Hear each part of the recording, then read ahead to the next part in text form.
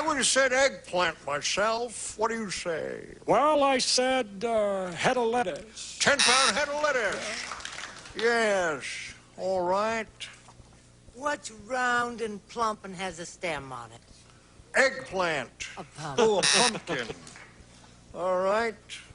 A cabbage. A cabbage. A very painful experience. Don't give up your day job, Gene. Instead of a baby, she just gave birth to a 10-pound... Oh, I didn't know what to say, so I thought, what the heck? I said zucchini. Zucchini. I love zucchini. What about you, McLean? I love zucchini, but I saw this woman giving birth to a rather large tomato. A big tomato. What a tomato! Marcia. WC. Now, how Water closet? Let's talk veggies for a minute. Right. You were talking, I said squash. Isn't that an eggplant? Oh, well, see, I didn't even know it. It's a zucchini. It's a zucchini. I was just testing it. Right. We already gave it to me. Zucchini squash, right. It's in the squash. Zucchini's in the Don't squash family. keep trying when you're already ahead. What do you think? The lady finally got a couple All right, Michael. We got a first-round question for you. Big Mouth Marcia's mouth is so big, she keeps her blank in one of her cavities.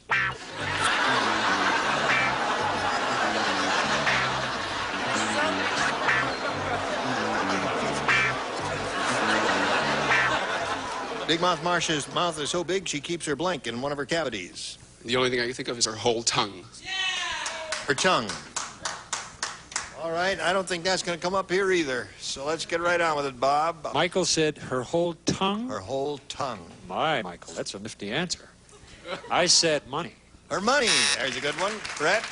I just said to Bob, this is an old answer. This is the kind of answer I used to give when I first started doing the show 9 years ago. No, her mouth was so big, she in her cavity, she kept her bedroom furniture. Implausible. I had 9 years to get rid of her, and then she comes up with the same car keys. Car keys.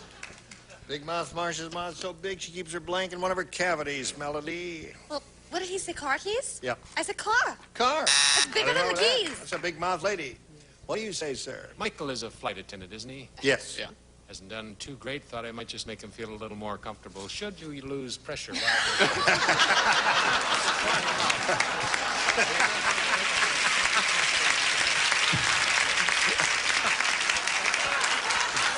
And you forgot one thing. The seat bottom may be used as a flotation device. Only if you're over the Wawa. Oh, all right. Won't work on terra firma. Oh, right. Okay. I already got a buzzer, but I'm going to show my answer anyway. Purse. Yeah. Thank you. I would have tried that over Cleveland, hon. Oh, all right. Flotation. Well, I think gave the only sensible answer. Wrong but sensible. Jewelry. Jewelry. Good. Good for you. How do you know? What I say. Go to round 2 here. Jerry's ahead. We ask her to go first. A. All right. 4 people play. The upper tier and McLean. Yo. Tough Teddy is so tough. He even thinks blank is a sissy.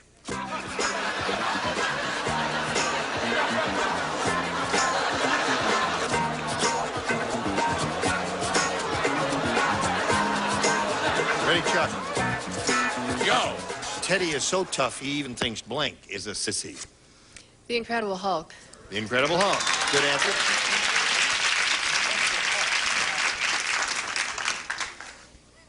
The Incredible Hulk. That's what she said. I said Sugar Ray Leonard. Aha! Good answer. I didn't say Sugar Ray. He's no relation to Sugar Ray Robinson, is he? No. No, he is. Muhammad Ali. All right. No, he doesn't look like a sissy. Charles Bronson. No. He's tough as nails. Well, like I am, sort of. Yeah. Right. Oh, nobody's that tough. Tough Teddy's so tough, he even thinks blank is a sissy, McLean. Is it Tough Teddy? Is that what you're saying? That's what I'm saying. Sorry. Yeah. Well, same to you, fella. I said Sugar Ray Leonard. All right.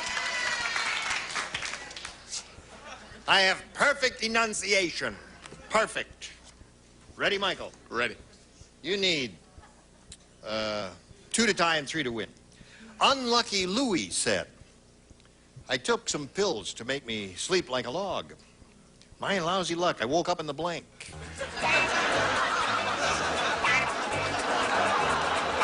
My lousy luck, I woke up in...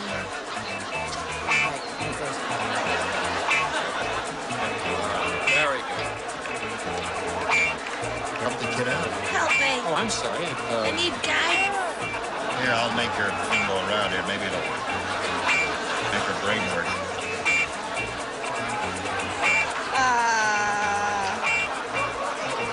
What is the key word here, isn't it? Be very careful. You could hyperventilate that one. Yes. Unlucky, Louise, I took some pills to make me sleep like a log. My lousy luck, I woke up in the blank. A knot hole in my head. Woke up in That's the... not bad. Oh. That's not bad. Stinks, but it's not bad. All right, Bob. Maybe I didn't hear it right. I said in the sawmill. Woke up in the sawmill. That's okay. Anything to do with logs or lumber is all right here. This is the first. What? Bob and I matched. I also said... Sawmill, sure. Do we get the money? No.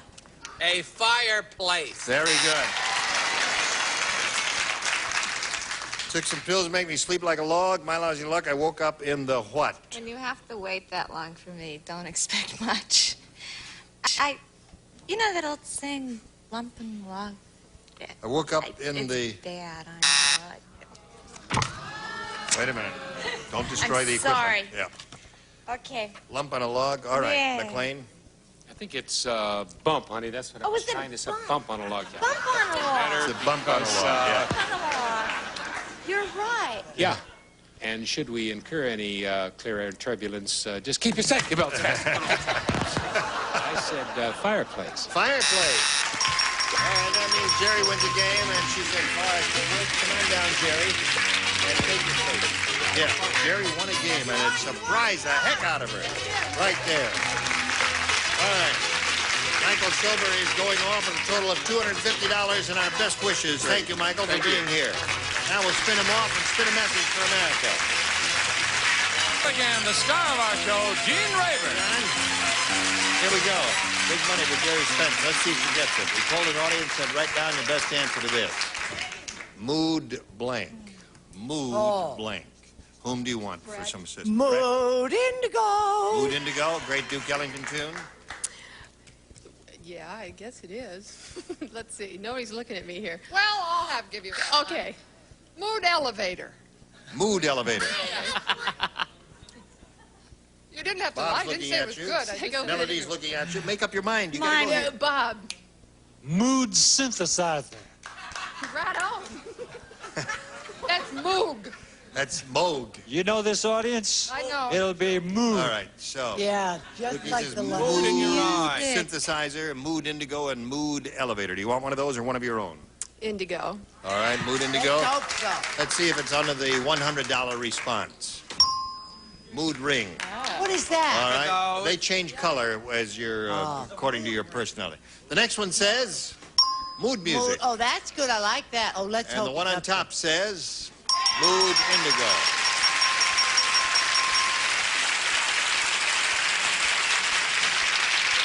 Now you've got $500, Jerry. That means the least to play for is $5,000. But step right up here and give a spin to the wheel, and we'll all root for a double. Have a go at it.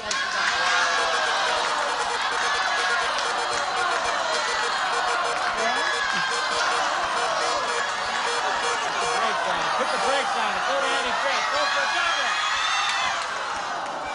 double. Close. So close. Very, very close.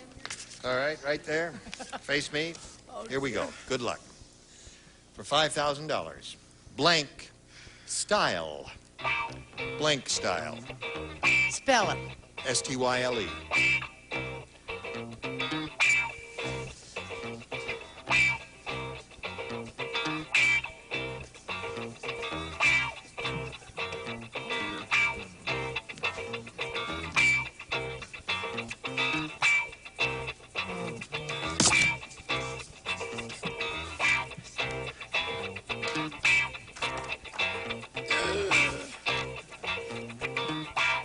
Anytime this week will be splendid there.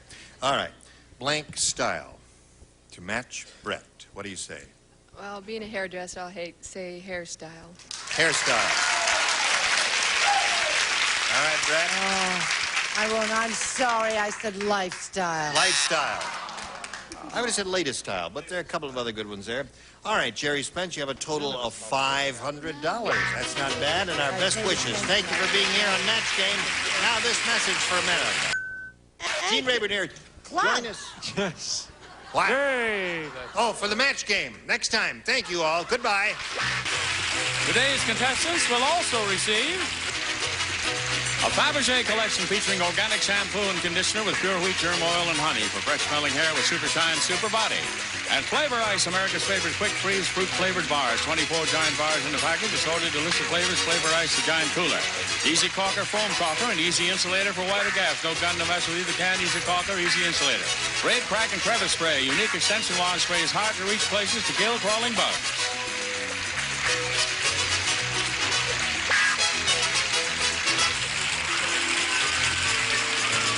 This is Johnny Olson speaking for Match Game, a Mark Woodson, Bill Todman production. The program was edited for broadcast.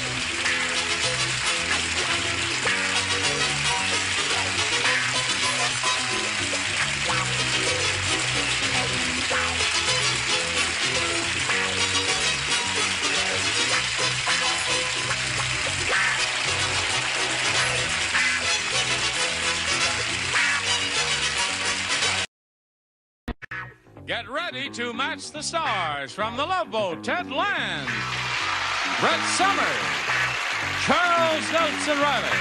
From Ada's Enough, Susan Richardson. From Mork and Mindy, Bob Donner. And from Flo, Joyce Beautiful. As we play the star-studded Big Money Match Game PM. And now, here's the star of Match Game PM, Gene Rayburn.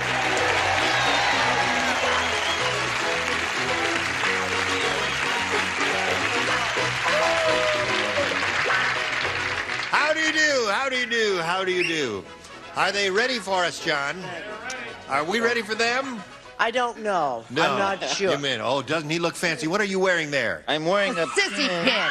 No. What does that say? This is three dances. This is Russian dancers. We went to Sitka, Alaska. If you watch the Love Boat sometimes. Oh, yeah, I remember that. Yeah, we did Alaskan cruise, and I picked that up there. Right. It's a Russian sissy pin. A Russian sissy pin. That's right. Send your cards and letters, Russian sissies, to him. He's the one. How many? Don't say anything about my jacket. I'm very self-conscious. No, I you think it's very chic and handsome and very becoming to you. Ha! Thank you. Hello, Carl Van Krog and Carol Dawson. How do you do? Van Krog. Now, let's get acquainted with these two people because we're going to be spending some time together. Please tell us about yourself, sir. My name's Carl Von Krog. You know No, that I said already. that. Yeah, you said that I already. know that already. Okay. I'm married. I got 2 dogs, a cat, and a big mortgage. Uh-huh. Well, it's better than having a big cat and a small mortgage, That's isn't it? true. That's true. All right. Where do you live, Carl? In Thousand Oaks, Thousand Oaks. California. Yep. You know All where right. And Carol Dawson here. Yes, I'm from Templeton, California, your Central Coast wine country, and I went to the University of Hawaii where I graduated with a speech communications and dance major, and for the last 10 years I've taught several dance-related programs, and just in the last year I've got interested in real estate. Find it to be very Right. Do you teach interesting. dance around here someplace? No, up No. in Templeton. I see. Where's Templeton? How can you combine real estate and dance? Come this way, sir. I'd like you to see this house. Here we have the bathroom. There's the kitchen. All right. All right. Listen, here on Match Game PM, you leave each 3 opportunities to match as many of our stars as you can. The one who's done that most often at the end of the 3rd round will be the winner. Go out and play Big Money Super Match, pay over $20,000. Hallelujah! Here we go. Carl. A or B? I'll take A. A it is. Okay. Ready. Go. Janet said, you know you have an ugly baby when you take it to the supermarket and some woman mistakes it for a blank.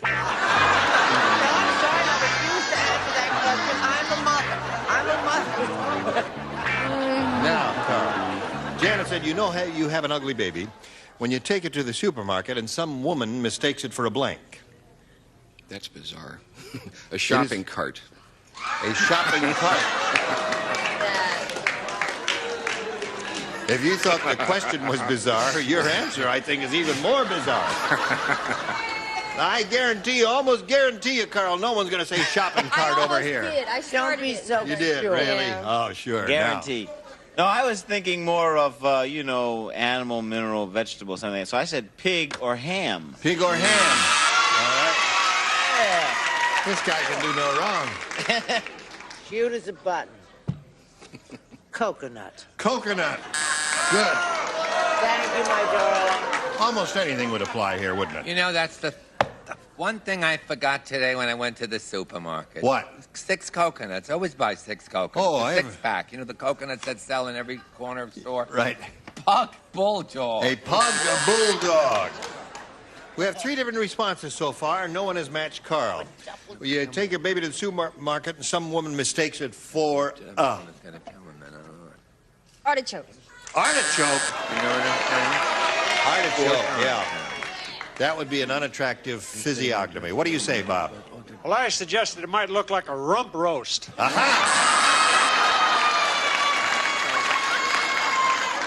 All right, Bob. Now, Joyce. I said a frozen butterball turkey. We got the yayers out there tonight, eh, John? Carol, you ready? Hey, have you seen Jackie the Comic's new act? No. Oh, well, it's just awful. Oh. I'll tell you how awful it is. He got all his jokes from blank. That's how bad the act is. Here we go.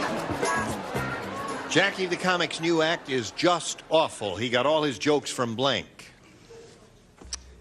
From newspaper classified. Or were you thinking more of a person, Carol? Ted will probably name a person, I think. Read the joke again. Read the thing again. Jackie the Comic's new act is just awful. He got all his jokes from... You! Me!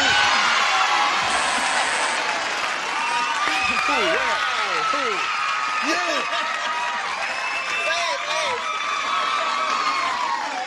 Really? Go. I told him that was a doo-doo answer, and he didn't pay any attention to me. I said, I'm telling you, don't do it. Don't do it. It's not nice. It's not kind. It's ugly. It's unpleasant. Gene Rayburn, I don't...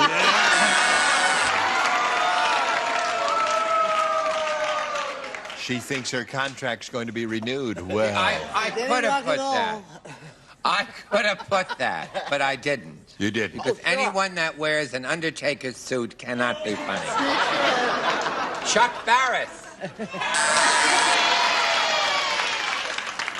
Well, you got to admit that is slightly somber, that outfit. Yes. I mean, you need a Russian fairy pin or something to lift it up. Here, let me have this one. Here, this is for you, Gene. All right. This let me came have all it. the way All the way from a Sitka, Russian Alaska. fairy. Well, Yes. get a To present you with this award. Just pin it on me. Right, We'll now just watch pin how this the on you outfit right picks now. up. Don't hurt me because I bleed easily. We won't That's let you right. bleed. Yes. We won't let you bleed. Okay. And anytime you go to Sitka, Alaska, Yes.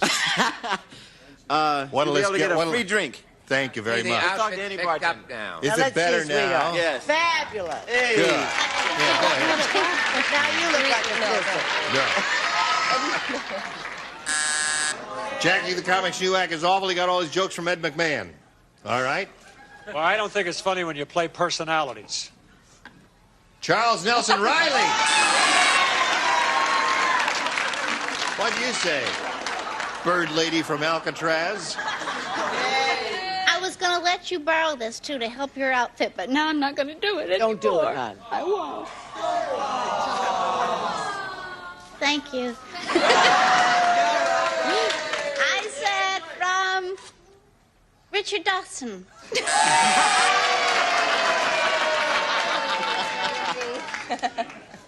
I don't understand that. I do. All right, so there we have the end of round one. No score here. Now we have this for you. Here we go. Round two coming up. Now the score is tied 0-0.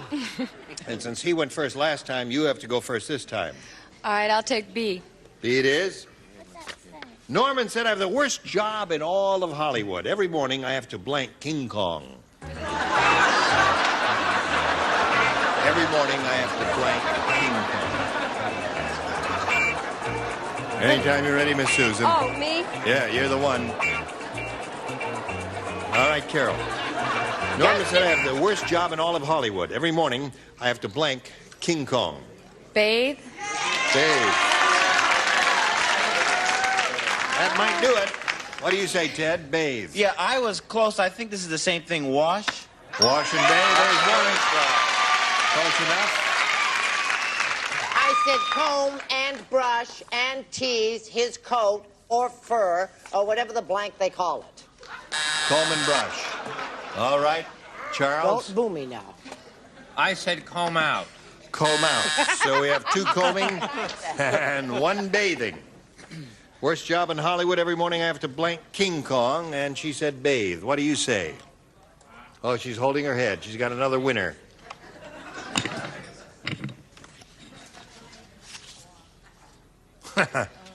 She said every morning I have to pick the fleas off his body.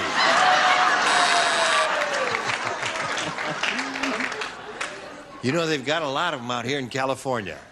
I've never seen so many fleas. Oh, it's a terrible problem out here. Maybe if you bathe. That wouldn't be a fun job, Well, right? I don't have them, but the people out here. What do you say, Bob? I thought bathe was a great answer. Yeah. So I put it down. Attaboy. That's 2 for her. What have you got, Joyce? I said every morning he has to shave King Kong. Shave King Kong. Another good one. Now, Carl, let's see what we have for you here. Okay. Whenever Rocco the boxer hears a bell, he starts punching.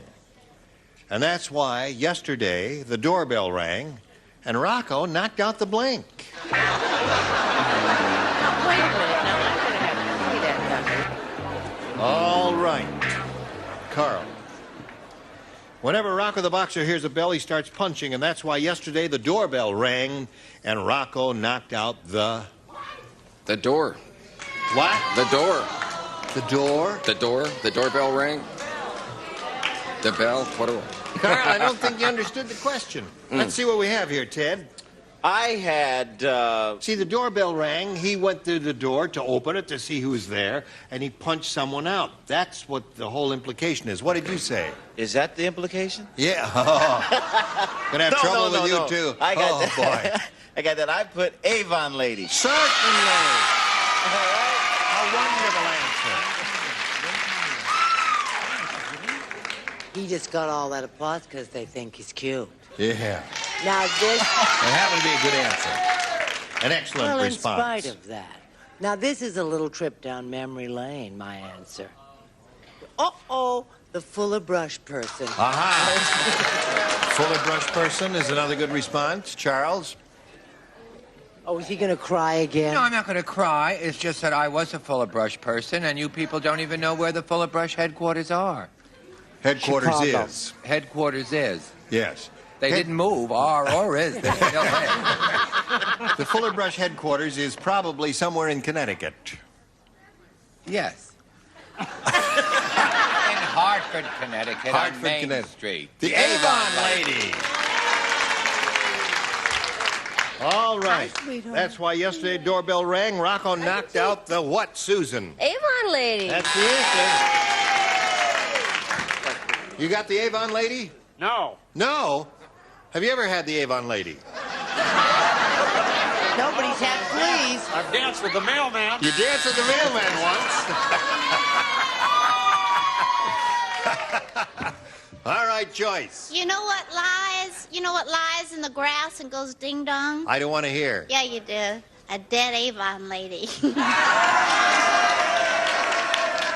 are a macabre person. Okay. Macabre. What have you got? The welcome wagon lady. Welcome wagon lady. All right, all those things. Now we go to round 3. Carol, you're ahead. You'll have to go first. Okay, I'll take A. All right. A says, the late Bad Barney said, down here in hell, the food is terrible.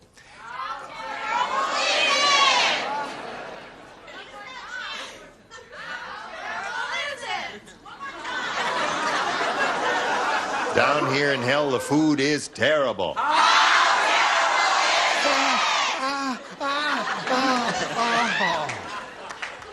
I'll tell you how terrible it is. Every meal, it's the same thing. Blank eggs. Down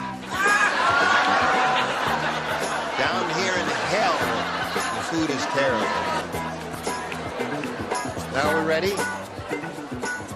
Carol, the late Bad Barney said, down here in hell, the food is terrible. Every meal, it's the same thing. Blank eggs. Fried.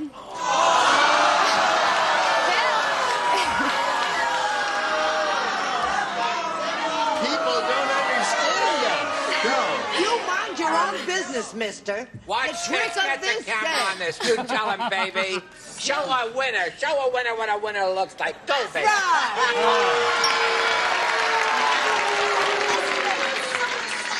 Well, I had something else in mind. Sure, you've always had something else in mind.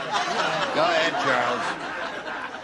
Charles. The wrong answer. Devils.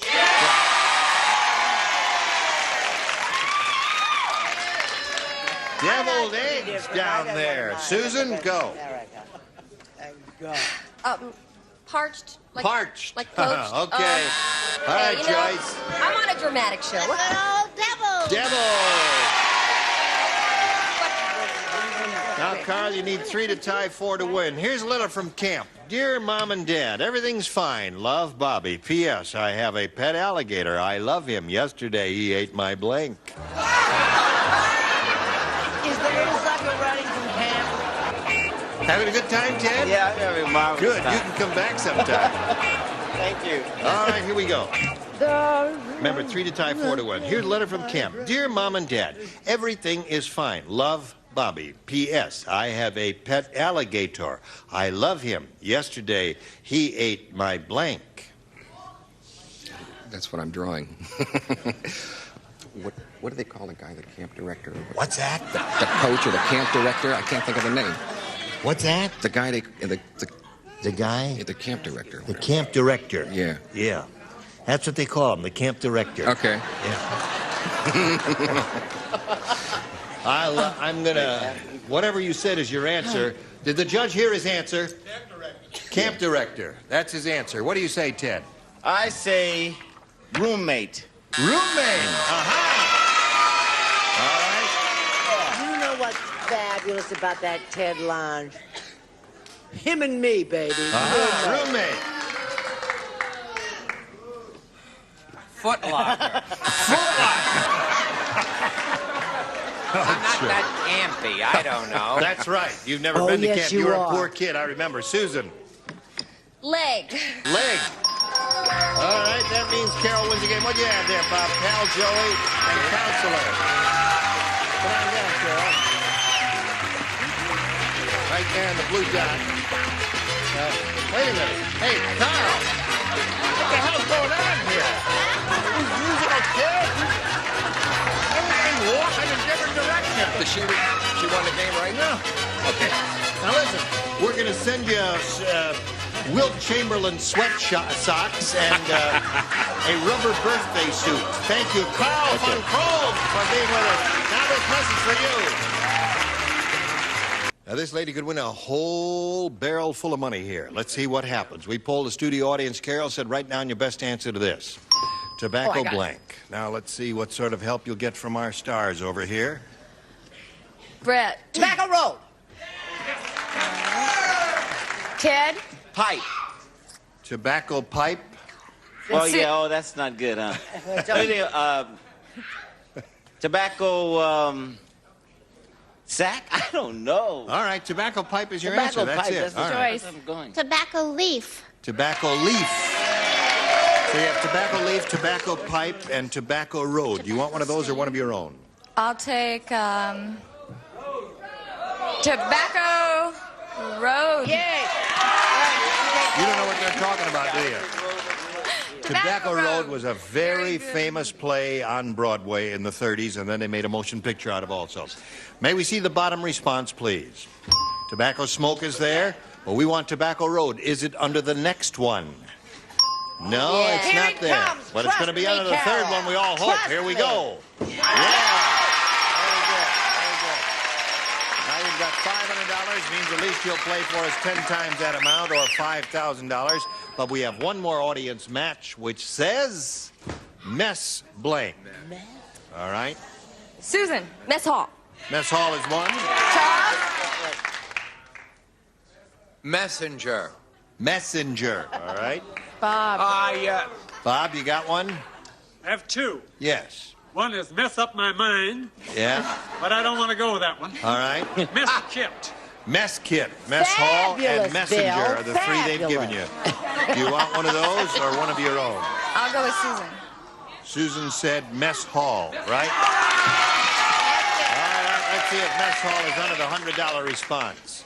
No, mess up is there. Mess hall is it under the next one. Mess kit is there. I think you're going to have it here. We go for the $500 number. So now you got $1,000. Another $5,000. $10,000 is the least you will play for. However, if you get a lucky spin of the star wheel, Carol, you will be playing for $20,000. Step up there and grab that peg and give it a pull. Good luck to you. Here we go.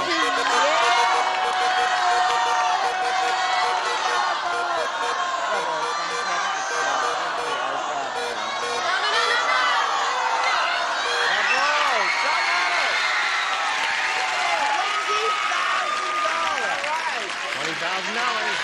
Here we go. On the blue dot facing me. Good luck to you. This is it. Good luck, kid. Blank, Tennessee. No help, please, from the audience, because you may be giving her the wrong answer. She has to match Susan.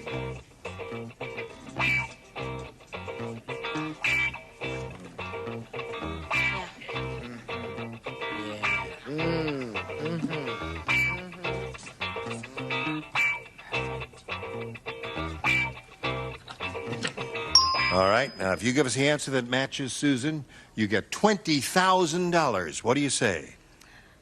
I say Mississippi. Mississippi is a state. Now, wait a minute. You said Mississippi?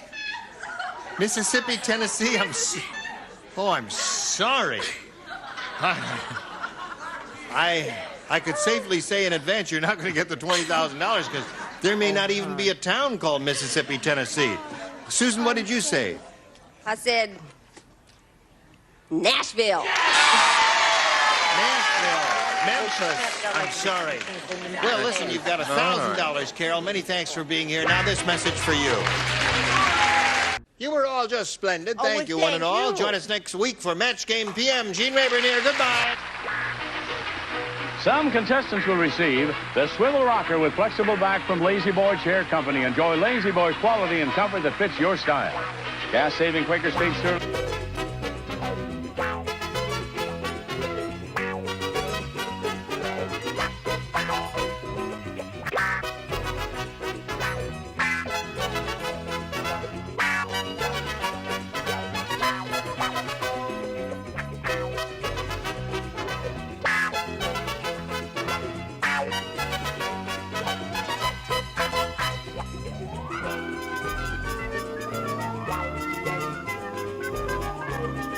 Baraxo cleans all the hands in the family. And Turtle Extra Car Wax. Extra polymers and silicones make it extra long-lasting, extra brilliant, and extra easy. Turtle Extra Car Wax in liquid and soft paste.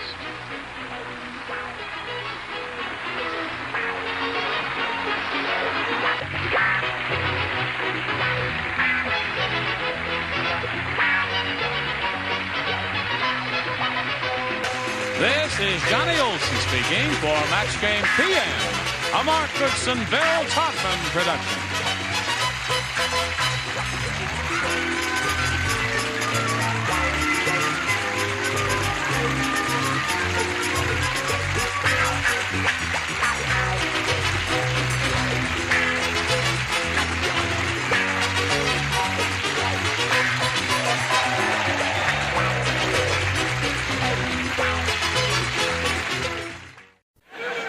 Get ready to match the star.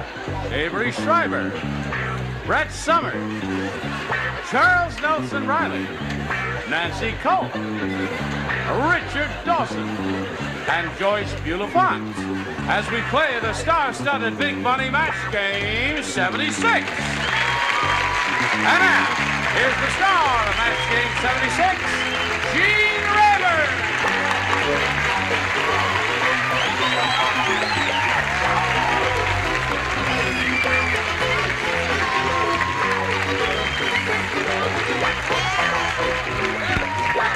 Thank you. Am I too much? All right, I'll take it 76 off. trombones. Hooray. All right, you all quite ready? Yep. Sure. Shall we say hello to two players? Yeah. Why not? All right. Craig Kincaid and Paula Miller. How do you feel? Ready for 6 more. Well, he's doing you some positive thinking here. Well, you did it before. Yes. And you can do it again. Yes. The previous game ended in a tie, and now we're in the middle of a tiebreaker here. And Paula had extremely good fortune with her tie-breaking question, didn't you? Yes, I sure did. Matched all 6 celebrities, and that's what he's got to do to achieve another tie. And then we'll go to another tiebreaker. And then we'll go to another tiebreaker. Oh, but first we got a little message for you. This is it. Then a tiebreaker. Well, what happened to 2 and 1 here? 3, 2, 1. I never heard 3, 2, 1. You're lying to me. Hello there. Okay. Ready? Yes. SOS, This is the way Samuel Morse started. J5, come in, J5. Oh, there we are. Craig? One more time. One more time. Buffalo Bill's wife said. Buffalo Bill's wife said, "My husband is disgusting. He insists on skinning buffaloes in the blank." I didn't know, you know you do this. This is an educational. You didn't know Buffalo Bill was married? No. Yes, indeed. And the little woman said, she said, "My husband is disgusting. He insists on skinning buffaloes in the blank." Skinning buffaloes in the blank. In the blank, right. I've What do you never say? skinned a buffalo, but of Very course I've never had the unattractive opportunity. Have we offended your It's sensibilities? all right. Go ahead. Keep it in. You will stay on the show. Yes, I suppose. You're not I going to walk must. off. I must. The traditions. Oh, yes, show business must go Yes, on and yes, all that. yes. But you are offended. But, yes, Good. actually. We've been yes, doing right. everything we can. What's that? To get me off the show. No. Right. Come on, Brad. I'm ready, hon. Well, I don't see your light on. I'm Now your ready. light is on. Okay, Craig. My light's always on for you. Buffalo Bill's wife said,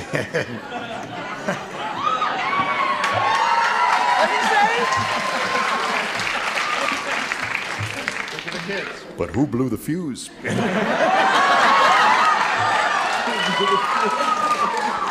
Aren't you ashamed? Buffalo Bill's wife. This is a very important moment to Craig. Now let's have some solemnity and dignity and quiet there. Well, not that quiet. Buffalo Bill's wife said, "My husband is disgusting. He insists on skinning buffaloes in the Nude. nude." I'm cheering you, Craig. As Dawson would say, Skin the buffalo in the "Show me a naked buffalo skinner." And I'll show you. Well, I had in the buff. Which In is the buff. nude. That's the nude. Okay. Looking for this naked buffalo skinner. I went on the assumption it was very, very hot work. So I said he did it in the altogether. The altogether is nude. We have 3 different words for it so far, Charles. I wouldn't let Kincaid down and men like him for all the money there is. All right, there it is.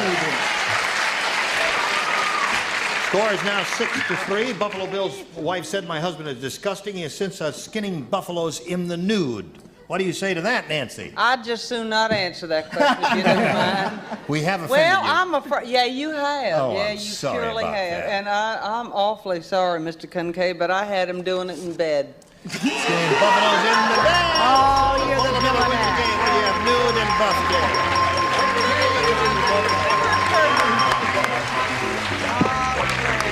Congratulations. All right, you hang around there on the adhesive tape, and we'll talk to you in a moment or so. We've got to say goodbye and farewell to Craig Kincaid. Thank you. You got $5,600. I'm buying a new house. You're buying a new house. Yeah, boy, Craig. That's good. You hear what he said? Well, he's going to put the money to good use. He said he's going to put it toward a new house, and we're very happy that he was able to get that amount of money. Now, good luck to you, Paula. You could win over $5,000 here. Let's get to it. We polled the recent studio audience, and we got their best response to this.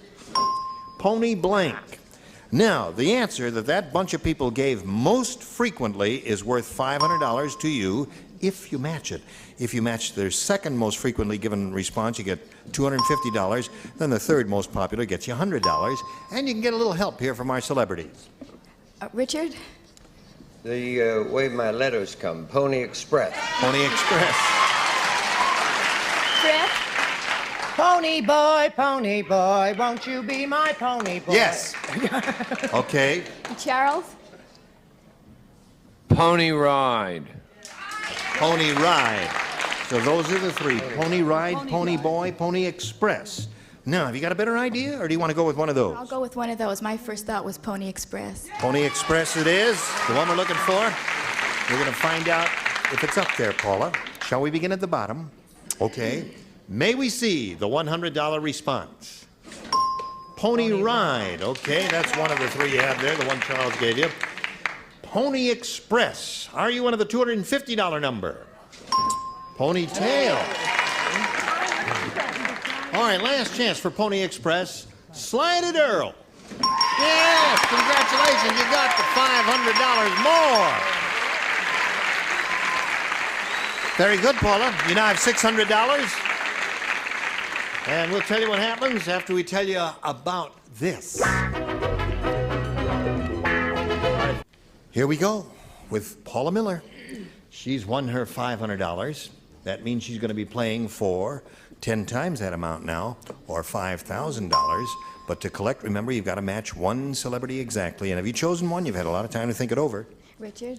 Richard it is. Okay, stand on the tape and face me. And here we go. This is worth $5,000. You thinking about Richard Dawson? Yes. ESP? Right. Right. Ready?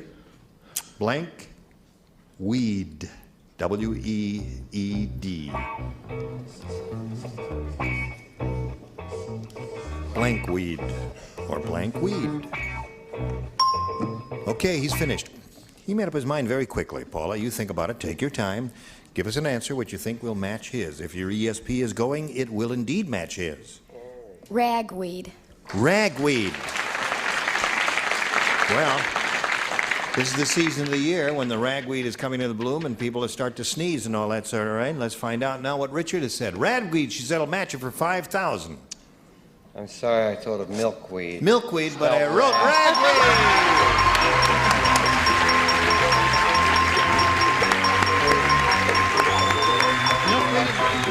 No, they're different. And a girl, you got $5,600. What are you gonna do with all that? Oh, my son wants a waterbed.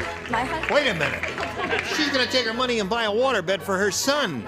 How old is this kid? 8. 8? 8-year-old kid in a waterbed?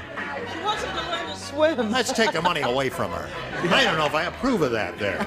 Okay, well, no, it's all yours, Paula. You got $5,600. You're going to play another game now. Let's bring out another player. Here comes Mildred Allred.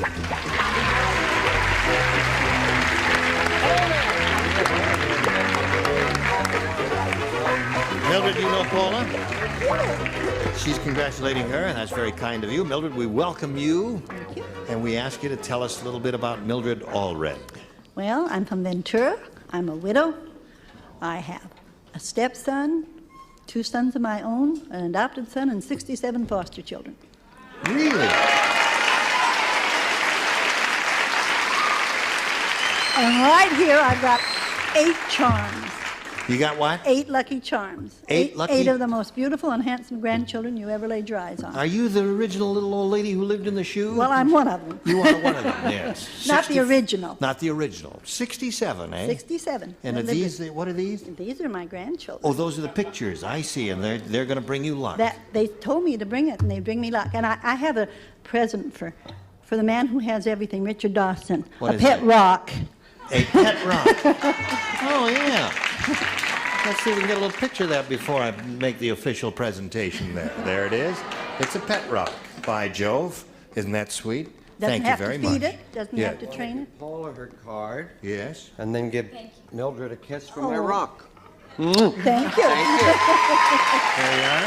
I'll give you a kiss. No, no thanks. Gene, Yeah. I'd like to ask you why just the new girls on the block get the kiss. I'm a new girl. How come I don't get one? Oh.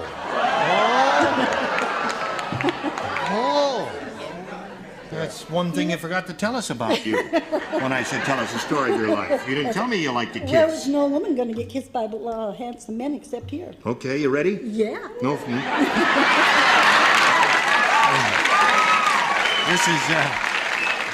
This is gonna be a straight kiss. No Yeah, fancy that's stuff. right. Not yeah. All right.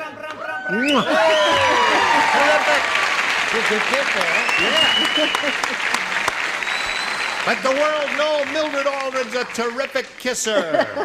Okay, here we go. Mildred, it's up to you, A or B? A for all red. A for all I was red. lucky all my married life, so it'll be Hey, lucky listen, you today. all know those signs in restaurants that say Duncan Hines ate here? You've seen those signs. Not Well, lately. There's a new... Say yes so I can All go on with the right, yeah, question. Say yes. Yeah. Okay. Not lately. There's a new restaurant that's so bad they have a sign that says, Duncan Hines blanked here.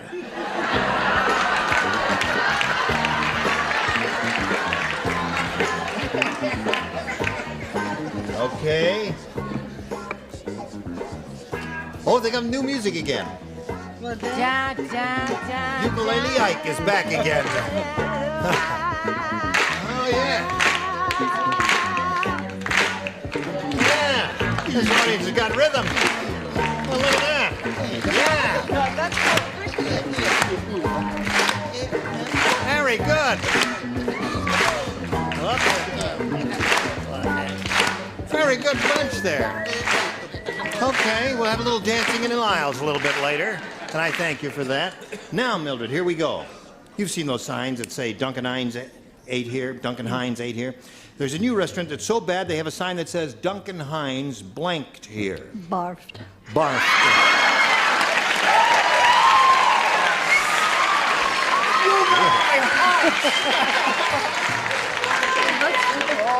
That's no little old lady over there, is it, Avery? It's Shirley, isn't it? No, he barfed all right. Barfed! There it is. What do you say there? Quote Dorothy Parker. Gentle Weeder flowed up. Flowed up, yeah. Winnie the Pooh. Yeah. Were you jealous that I kissed her? Yeah, sure I was, but I didn't want to say anything till after the show. Oh, okay. Hello, She'll Charles. get hers, boy. In the parking lot. What do you say, Charles? Whoopsed up. Whoopsed up. It's another one. Mildred's starting out like gangbusters here. Got 3 already, Nancy. You can see I'm getting into the swing of it. The delicacy has left me. You mean it's... That's right. You're no longer offended? That's right, exactly. Okay, all right. Of course. Wait. Yes.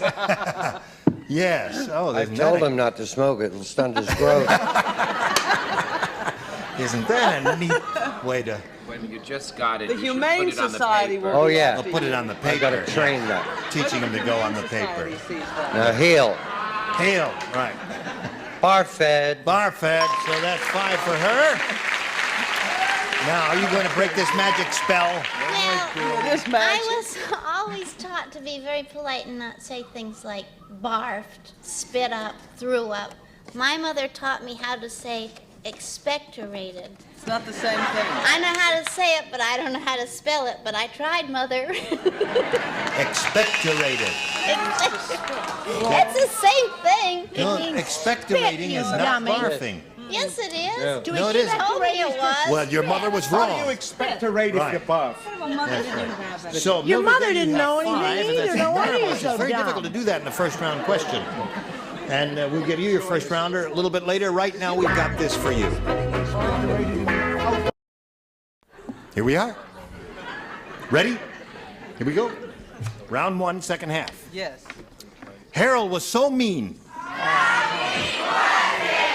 Let me tell you about him. He flattened his wife with a steamroller and used her as a blank.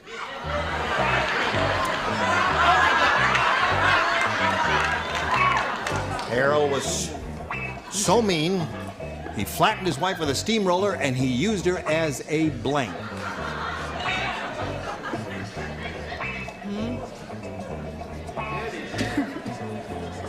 Flattened her. It's a heartbreaking question. I tell you, those questions just put me in tears. Okay.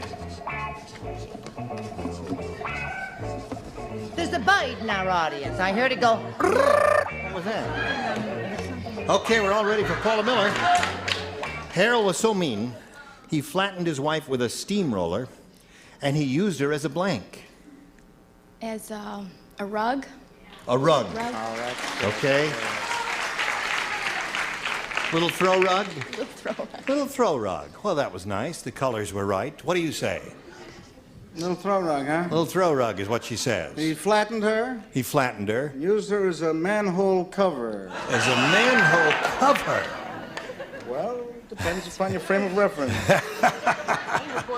I see. What do you say to that? I say that stinks, is what I say. A manhole cover. That's just. But I didn't say rug. That's not a bad answer. It was a cold night. He used a little blanket or a little quilt. Blanket or quilt? A little throw, yes. Sure. A little. What do you say? Harold was Italian. Yes. Pizza. Pizza! We're getting some very interesting and creative answers here. Well, All right. the interesting and creative answers stop here. All right, he used her as well, almost a doormat. Doormat. That's good. Getting close to a throw rug. Yeah, son of doormat. All right.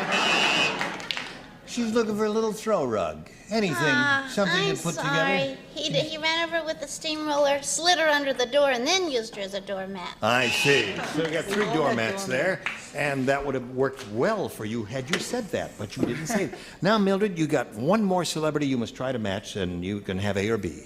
A again, please. All right, A for Allred, she says. It's Miss Dingaling It's the down spitting here. kid. Yes. Oh, Mildred, Right. I'll try again. Just don't use the word your mother taught you. That's right. Trust your first instinct. The police chief said the kissing bandit is still at large. Yikes. Now he says, the police chief said, we think he's a midget because he kisses all his victims on the blank.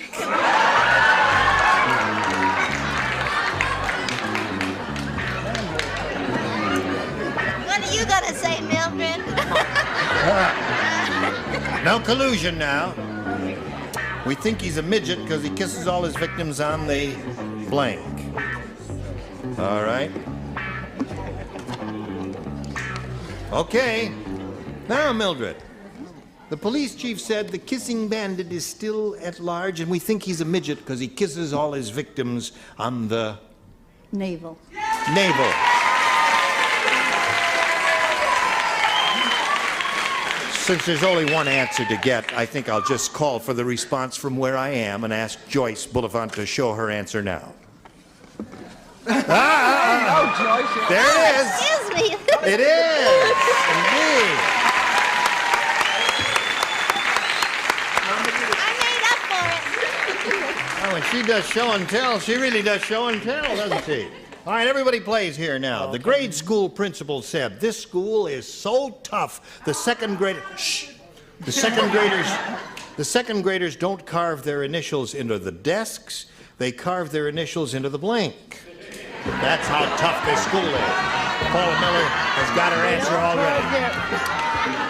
Grade school principal said this school is so tough, the second graders don't carve their initials into the desks, they carve their initials into the blank. Got it. Got it, she says. Okay. Here we go. All right, Paula Miller. Good. Hurry up, Brett. I got sweetheart. Grade school principal said this school is so tough, the second graders don't carve their initials into the desks, they carve their initials into the blank. To the teacher. Into the teacher. Now we gotta get 6 teachers over here for her to stay in the game. Yes, how cruel life is. Must have hurt. Teachers it was. It was indeed. Teachers it is. Looking for a teacher, Brett. This may be a match. Poor unfortunate teacher. Poor unfortunate teacher is a match. Hello, Charles. Hey, the teacher! There it is. All right, welcome back, Cotter. What do you say? Likewise. Another sure. teacher. Score at this moment is 6-4. You got to match the two remaining ones to stay in the game. Here we go. Arthur, teacher. Teacher. Now, Joyce. Teacher. So we end in a tie. We got to stop right now and do a little business with America. Okay. We have to stop right now and come back next time. Score is 66, and we'll have to go to a tiebreaker the next time we are together. You will come back, ladies, won't you?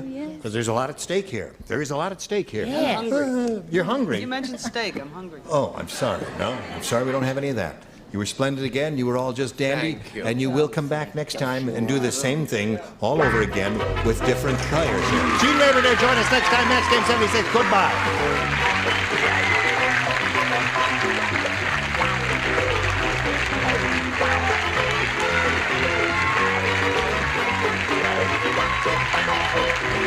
This is Johnny Olson speaking for Match Game 76. A Mark Goodson, Bill Todman production. Stay tuned for Tattletales next over most of the CBS stations. Get ready to match the stars. Jack Cassidy, Brett Summers, Charles Nelson Riley, Connie Van Dyke, Richard Dawson, and Betty White, I'll get you, as we play the star-studded Big Money Match Game 75. And now here's the star of Match Game 75, Gene Raver.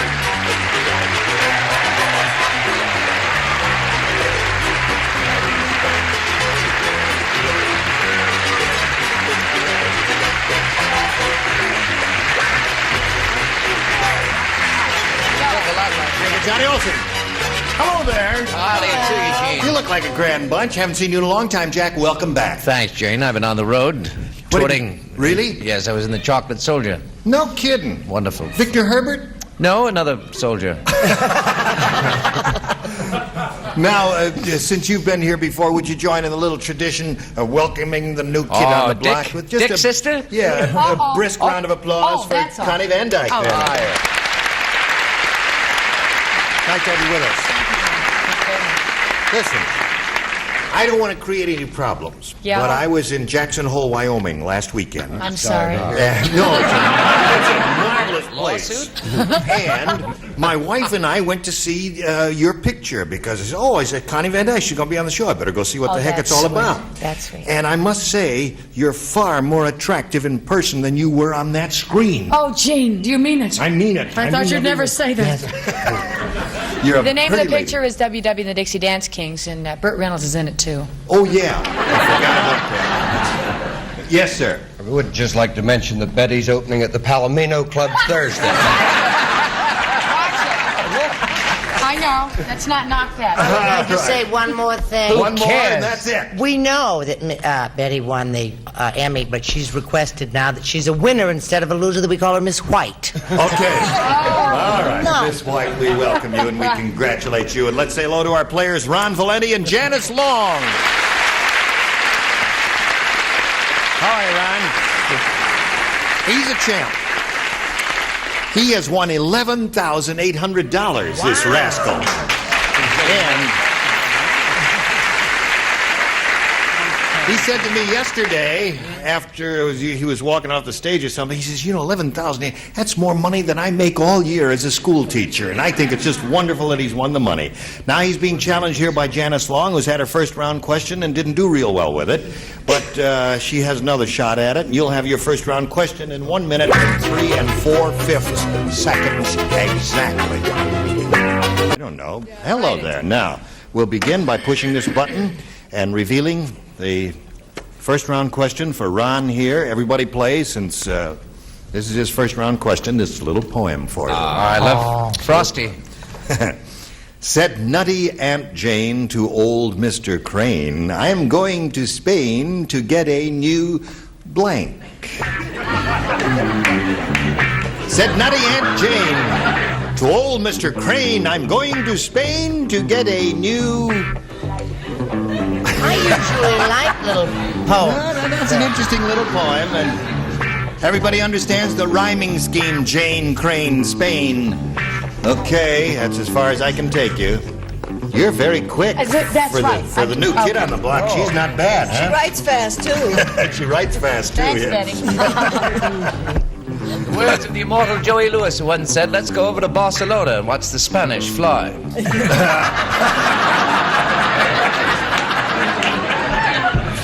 Shameless. He said that, huh? Yes, he did. Yes. He was abroad for years. Yes. Just like that. Straighten him out. Okay, Where Charlie. was this again? The location? Said none of you, Jane, to old Mr. Crane. I'm going to Spain. Got it. You got it. Okay. Okay. General consensus is you're late, Charles. That's right. You're absolutely right, Jack. You're so observant, too. All right, here we go. Ron Valenti. Said nutty Aunt Jane to old Mr. Crane, I'm going to Spain to get a new... Brain. See? Well, he says, I'm going to Spain to get a new brain. I don't know if Generalissimo Franco's going to let him out of the country with that, but we'll find out. Jack, what do you say? I say I'm putting a niche in your 11 big ones. I said plane. To get a new plane. Going to Spain to get a new plane. Well, I'm influenced by Joey Lewis. Yeah. All right. Back on the road for Jack. That's right. There you go. Another Soldier. Victor Herbert musical. Okay, Brett. Well, I said, oh, well, this just pushed right along. Vein. Get a new vein. New vein. Oh, I see. Oh, now don't start so early in the week. Yeah, that's right. Remember, she's a veteran. Both wars. Charles? I figured she went to the Spanish hardware store to get a new drain. Drain. Sensible. New drain.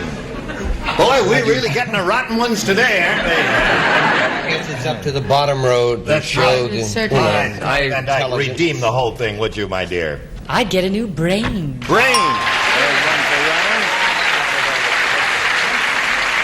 Now you're off to a grand start. What do you say? What else but... Oh, the man. Brain. Two. All right, Betty. I thought, and I came up with brain. Brain. Yeah. That's me for Ron. Listen, do you think the dummies in the top row paid attention and No. they saw it? They didn't hear. No, they were talking. Oh, They they were were talking. talking. We're plane, vein, and drain. We're all from the live We're theater from the now. theater, so we're thinking We of don't more... know about I all see. the Oh. We think on a higher plane. All right, here we go. Round two, Janice Long. B, please. B it is. Now, this is Janice's second round question, but in her first round question, she didn't match anyone, so therefore everybody plays. Who cares? We all care, because a lot of money involved here. Leroy the Cannibal said, I'm worried about my wife's appetite. Today I found my blank on her grocery list. Leroy the Cannibal said, I'm worried about my wife's appetite. Today, I found my blank on her grocery list. I have to give you just a straight... Charles hasn't started. Jack is writing, but It's hard to read some of that. Well, I'll give you another reading that, but I guess... This one should be a poem, it Additional seems. reading, Janice. I'm worried about... Shh, quiet, the star is speaking. I'm worried about my wife's appetite. Today I found my blank on her grocery list. Today I found my blank on her grocery list. today I found my blank. Okay? Do you Seems simple enough. Yes, it does. Why It really didn't you is. read it that way before? But, Now, see, I could have had a different answer. well, you can change it if you want, No, but it's I'm all right. giving you both readings just so that everybody can have a perfectly free choice. Everybody else is Janice. always different I'll give you also. 2 readings also. Leroy the Cannibal said, I'm worried about my wife's appetite. Today I found my blank on her grocery list. Or today I found my blank on her grocery list. Body. Body? Yeah. Cannibal. You know, they eat Yes, people. right. They do eat people, don't they? She's urging the audience to give her Yeah, some whether sort she's of right or not, give her a cheer. approval. Make her Yeah. Okay. So she says, today I found my body on her grocery list. What do you say, Jack? I say it's... You offered this girl a body? I Celestial, actually. Celestial body? Yes. Evidently a valley crowd. I said my mother, Gene. My mother? Well, in-laws and all that sort of rot. Well, that's a body, but it's too specific versus her general answer. What do you say, Brett? Well, my mother was a general. Yes. I say, cheer up, Janice. I couldn't possibly let you go 2 rounds without something. I said myself. I do believe that so is. So that self and body is the same? Would you offer? I said, well, I didn't hear the word cannibal. You didn't hear the word cannibal? No, so I wrote shaving cream. Maybe I'm having a nervous breakdown, but I'm trying to get through my career. Maybe? Hand. No. Hand. Can I say it before the buzzer? Yes. Once more, let's rehearse. Hand.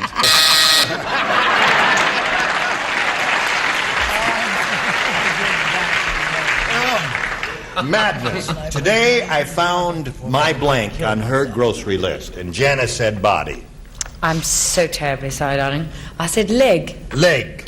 Okay. Now you must match the 2 remaining ones to stay in the game, Janice. Richard, what do you offer this girl? Now, what I'm going to ask the judges to look at this, because I mean this to indicate the person. You see, I got worried. I found my name on her grocery list. Name and body would be the same.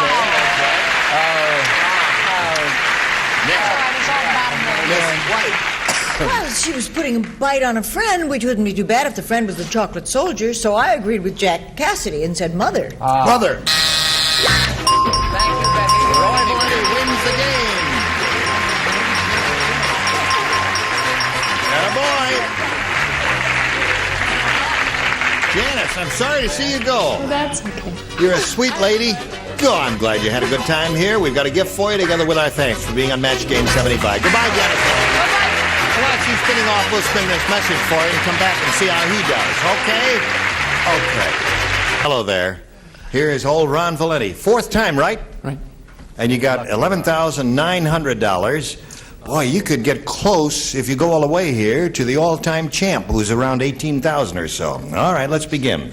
We polled a recent studio audience, Ron. We got their best response to this. Yes, blank. Now, the answer they gave most often, remember, is worth $500. If you match the next one, you get $250. If you team up with the bottom one, you get $100. Whom do you call on here? Betty. Betty. Yes, sir.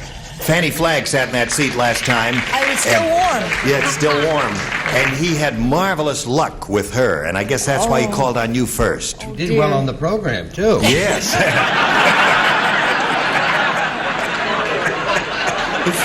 Yes, ma'am. No, yes, sir. Yes, sir. Oh, I beg your pardon. Yes, to help you. Yes, they do.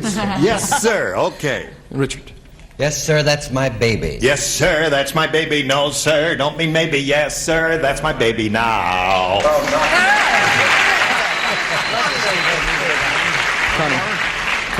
Connie. Mm-hmm.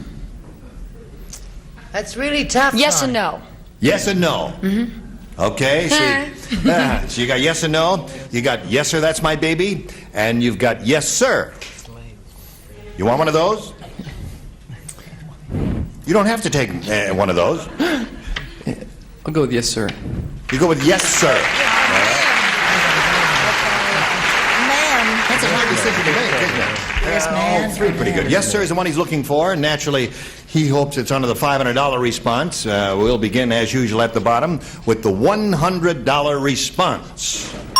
Yes, we have no bananas. We have no bananas today. How old were these people being polled? That's enough of that. How old did the poll of these people? How old were they? That song was big in 1906. And you were there to introduce it. Yes, sir, is what we are looking for, friends. Let's find out if it's under the $250 response. Yes or no is the one Connie gave you. Not as dumb as I look. No, sir. Right.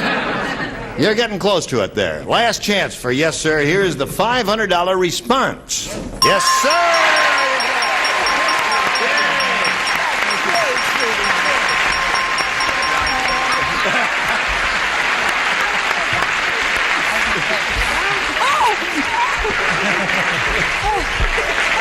Sorry about that. I've been radished. Listen, I got to tell you something. Is that how you welcome all your guests? That's it. That's what everybody. We do a lot of kissing on this show. Oh, that's cute. When Fanny Flagg won for him, I noticed he kissed you on the cheek. When Fanny flagged, he kissed her right on the lips. Honey, I'm new here. Oh, you're new, that's right. Evidently, he saw me in the Argus sanctuary. 12,400 is Ron Valenti's total. He's going to try for 5,000 now. To collect it, you've got to match one celebrity, and it's time to choose one. Remember how you did it last time? I'll go with Betty again. Okay, Betty, get ready to write. Even if I answer wrong, do I still get the kiss? Yeah. All right. $5,000. Blank lens. That's L-E-N-S. Blank lens.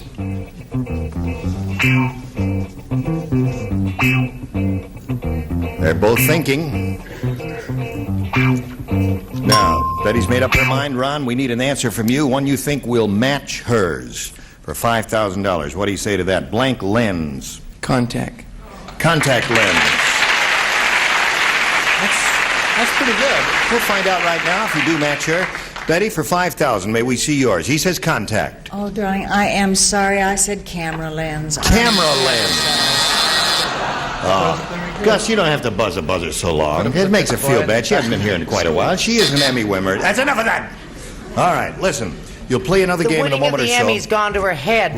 No, it hasn't. You're going to play another game in a moment or so, but right now we got to play a game with our audience out there in America, and this is it. All right, here we go, friends. Oh, no. Hello, let's welcome this lady, Susan Rogan. How are you, Susan? Fine, thank you. You know Ron? Yes, fine. Is that the way you say your name? Rogan. Right. Okay. Now we'll all hear the Susan Rogan story. Pay attention now, because we may ask questions about her life later. Susan? Well, for the past 8 years, I've been working in a bank. I'm married to a wonderful man, and we're expecting our first child in August. Thank you, Susan. Expecting what in August? You're expecting your first child in August. Okay.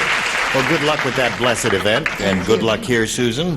I'll push this button and ask you to make your selection. B, please. Here it is. Everybody plays. The tiny, tidy bowl man dragged a tongue depressor into his tank, and now he uses it as a blank. Tidy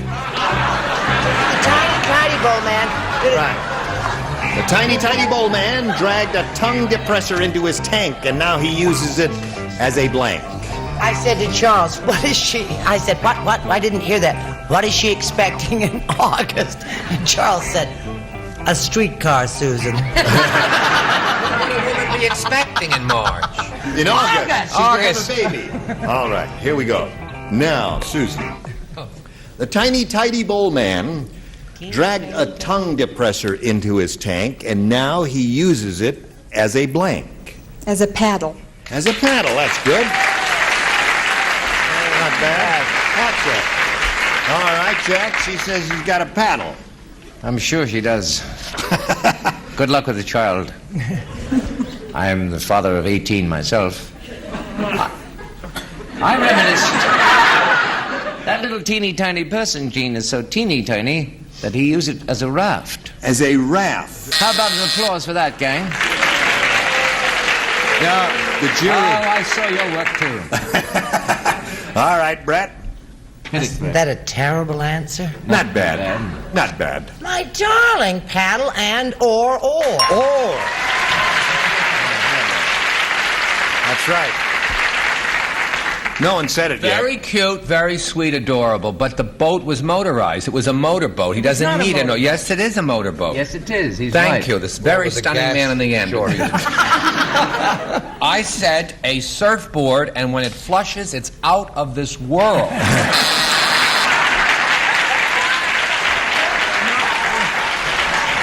Now, wait a minute. Let's get that straight. Is it a motorboat or is it a sailboat? It's a motorboat. Is it a motorboat? It's a motorboat. I've never studied it. Yeah. He putzes all Apparently over Charles the has.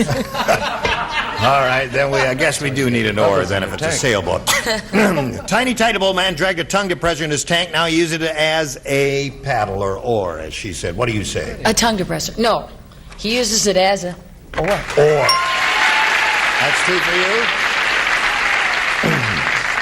Oar or paddle is what she's looking for. Call me names. Are you with child? Yes. Good luck to you. That's great, Susan. Miss Betty White, honey. The object of this game is to say the first thing that pops into your head, right? Right. And Trust it's your amazing, first instinct. amazing that we've all lasted this long. Yes. But no, he hangs 10 in the tank, hits a surfboard. A surfboard. Okay.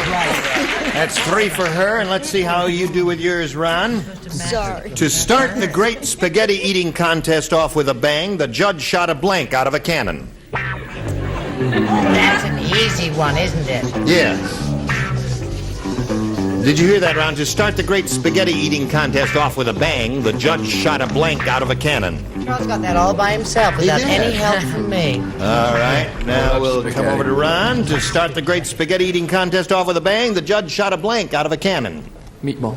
A meatball. Very good. Those phys ed teachers are pretty funny guys. Certainly knows his answers, doesn't he? I really went for the tiny tidy pole man in this particular one. Oh, you did? And what'd you give us? I gave you meatball. Meatball. Uh-huh. All right, Brett. Remember what a fool Fanny made of herself over Ron last week? That's right. I have a note for you from her. Oh. Meatball. Meatball, that's 2 for you, Ron. Charles. You know what's sad? The first round, the 3 of us couldn't get brain. Yeah. Remember, it was plain, vein, and drain. Right. How come the 3 of us can be 3 meatballs? Yes. You got 3 meatballs there. Let's see if Connie makes it 4 meatballs. Boy, I'll tell you what, honey, I'm a meatball. You are a meatball. That's 4 for you. Give the little fella a meatball. I wouldn't give him the time of day. The women are absolutely crazy about him. Well, he's a good-looking guy. May I say something to you, man to man? I love you. Meatball at 5. And Betty. I don't know, not surfboard. I don't even mind taking Fanny's hand-me-downs. Meatball. All right. So at the end of round 1, 6-3, you got another shot at it right after this. Hello there, and goodbye. Thank you, you were just splendid. G-Raver Match Game 75. Goodbye.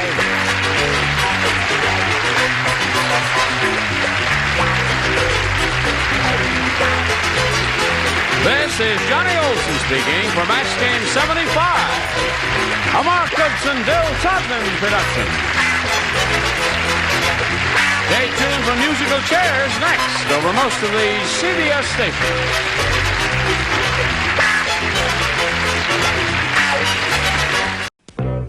Get ready to match the stars.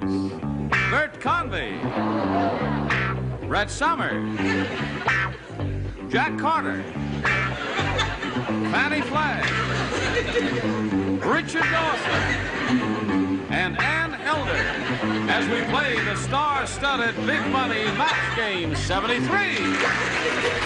And now here's the host of Match Game 73, Gene Rayburn.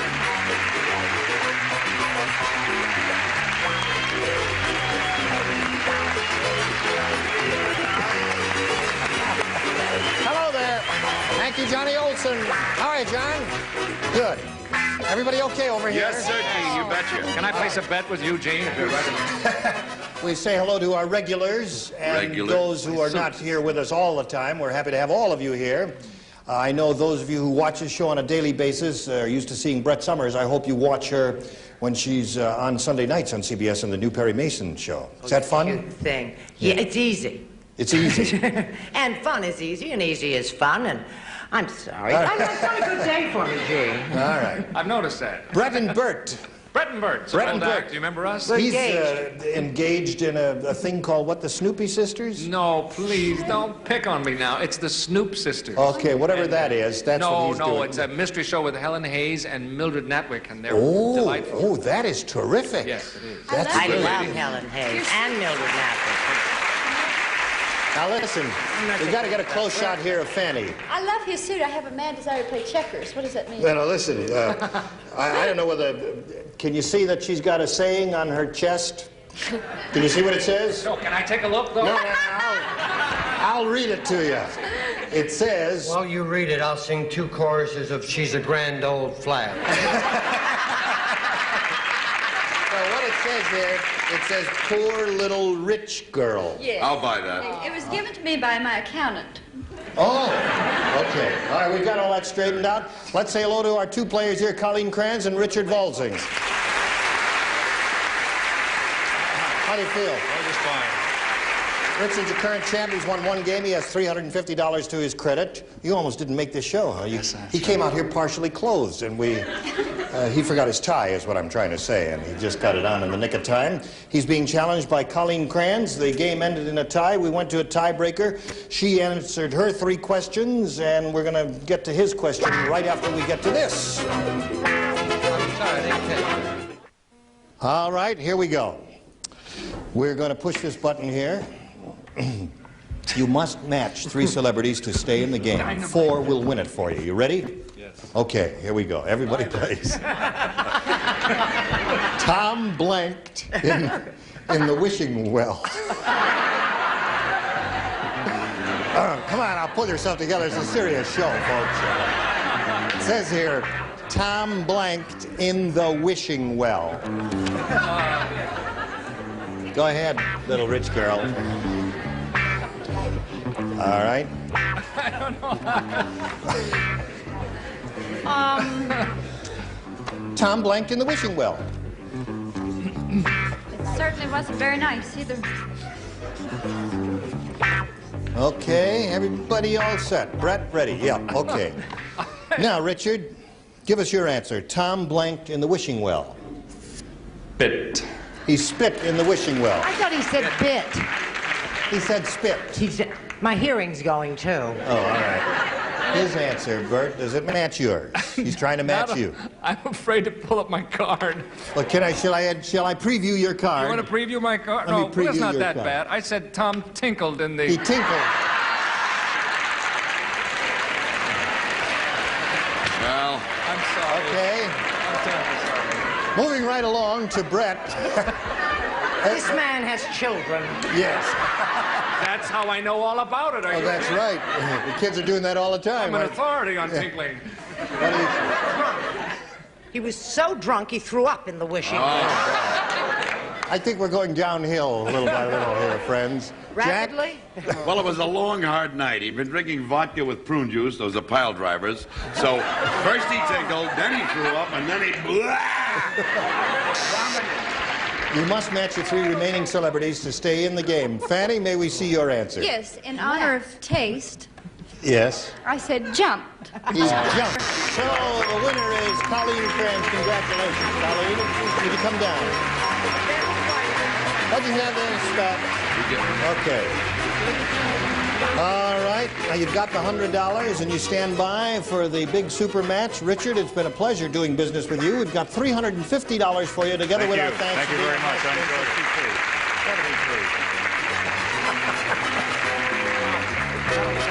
All right. Now, how do you feel? Very nervous. You are. Take a deep breath. That's it. You see, now you're not nervous anymore, right? Okay. We polled a recent studio audience, Colleen, and we got their best response to this. Blank chair. Ooh. Now, the answer they gave most often is worth $500 to you if you can match it. The second most frequent response, $250, and the third, $100. Which 3 celebrities would you like a little help from in finding an answer here? Richard? Rocking chair. He says rocking chair. That chair. There's one answer. Fanny? I said wheelchair. A wheelchair. Okay, there's another answer. One more. Bert? The electric chair. Electric chair. He says electric chair. You've got electric chair, wheelchair, and rocking chair. You may choose one of those, Colleen, or give us one of your own. What would you like to do? I think I'll try rocking chair. All right, that's the answer she wants. That's the one she's looking for, the one Richard gave her. So let's see if it's up there. First, may we see the $100 response? Electric chair is up there. Okay. Here we go. Still looking for that rocking chair. May we see the $250 response? High chair. There's a good one. Oh, yeah. All right, here's your last chance, Colleen. Looking for rocking chair. Now the $500 response. Yes, rocking chair it is. Congratulations.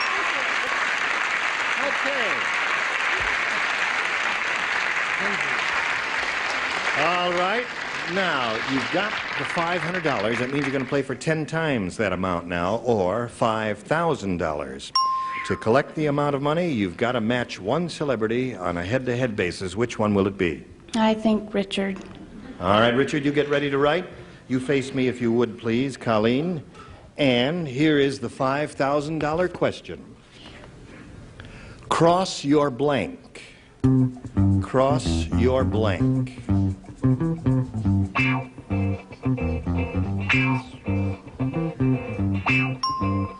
Okay, Colleen is thinking about it. Richard has finished writing his answer. Now, would you tell us how you fill in that blank, Colleen? Cross your... Heart. All right. The audience thinks that's a winning answer. We're going to find out whether it's a winner or not right now by asking Richard Dawson for $5,000 to show us his answer. I have to see, in England, you know, we always say, cross your fingers. So I wrote, cross your heart.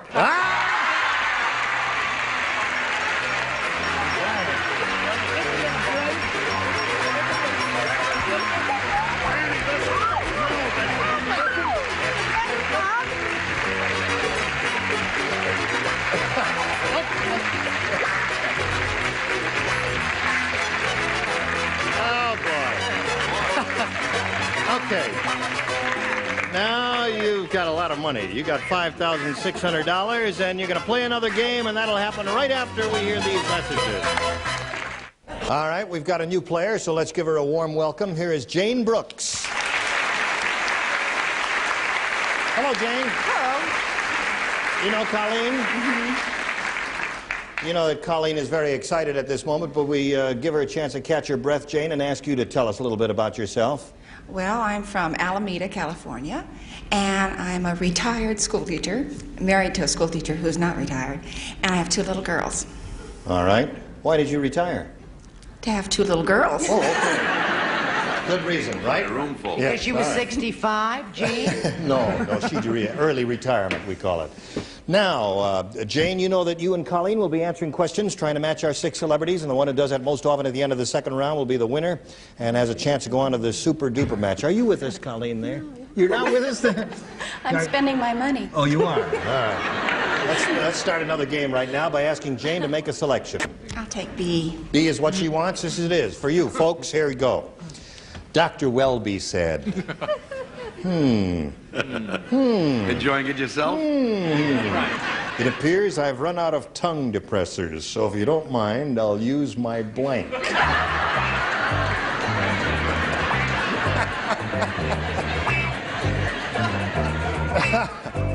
Dr. Welby said, it appears I've run out of tongue depressors, so if you don't mind, I'll use my blank. All right. This tier is ready. Are you ready, upper tier? Upper tier, almost ready. Okay, Bert. Slip it in the slot there. Okay. I did it. Now, Jane, we'll get your response. I've run out of tongue depressors, so if you don't mind, I'll use my... Finger. Finger. Say Bert. Show us your answer. I believe this qualifies. I said thumb. Thumb? That's a match. Okay, you got one there, Jane. Brett? I'm happy to say it's a vast improvement over Tinkle. I finally caught on after 10 weeks. You got the hang of it, yeah. 15 weeks and she got the idea. Isn't that terrific? Okay. Jack? I was hoping I could get to show my tongue. Blah. I also put finger. Blah. Finger. You're doing very well with this, Jane. Here's the poor little rich girl. 3 perfect matches, and I said pencil. Pencil. All right, Richard. Hence the expression, you can lead a horse to water, but a finger must be led. There. Finger. Finger it is. Not a match. Ann. Well, I'm going to go along with the majority. Well done. Finger. Very well. So you got 5 out of 6. And now we'll come to you, Colleen. Here we go. I failed in front of Rico. my peer group. I beg your pardon. I said I failed in front of my peer group. You've got another chance. Okay. Try this. Rico won't get anywhere in the crime world because he refuses to blank the Godfather. Rico won't get anywhere in the crime world because he refuses to blank the Godfather. Well, that's an easy one. It is? Sure is. There's only one thing to the Godfather. It's easy for you, it's difficult for me. Now, just think about it. Rico won't get anywhere in the crime world because he refuses to blank the Godfather. Oh. Did you see the Godfather? Yes. You said tinkle again. No, I didn't. No. All right. Everybody ready? Okay. Colleen, how do you fill in the blank? Rico won't get anywhere in the crime world because he refuses to blank the Godfather. Meet. To meet the Godfather. Meet? She said to meet the Godfather. All right. Here we go. Bert, may we see your answer. Her answer is meet. I said he wouldn't get anywhere because he refused to obey the Godfather. That's one answer. Brett? And obeyed, I think. Yeah. That is a terrific answer. Thank you. If he refused to kill the Godfather. Oh, That's no, right. you don't do that. Won't get anywhere that way. No, you won't get anywhere. Now let's call... Well, I don't think these people saw the movie. Yeah. Well, there's only one thing to do when you meet the Godfather. What's that? You gotta kiss him. Oh, yeah. It's hard when you got a mouthful of It's hard paper. when I'm over the cowboy.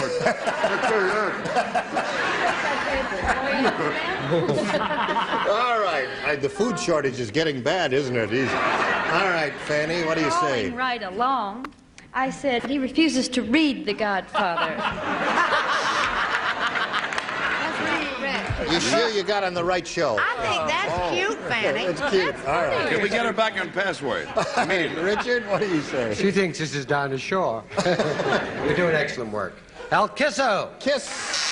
All right. Yes, and El Smacko. Kiss. All right. Yeah, there was a lot of kissing. Apparently, They did a lot of that. Well, They they're do funny that. The people. Brotherhood of Man. Okay, we finished round one. The score is 5-0 in favor of our challenger. We'll go to round two right after we hear these messages. All right, here we go. We finished round one. We'll go to round two and ask Jane to make a selection. I'll try B again. B. Now, last time you matched everybody except Fanny. So, Fanny, this is for you only. Try and get it together. You're all by yourself now. No. When Dumb Dora looked into the space capsule, she asked, "Where's the blank?"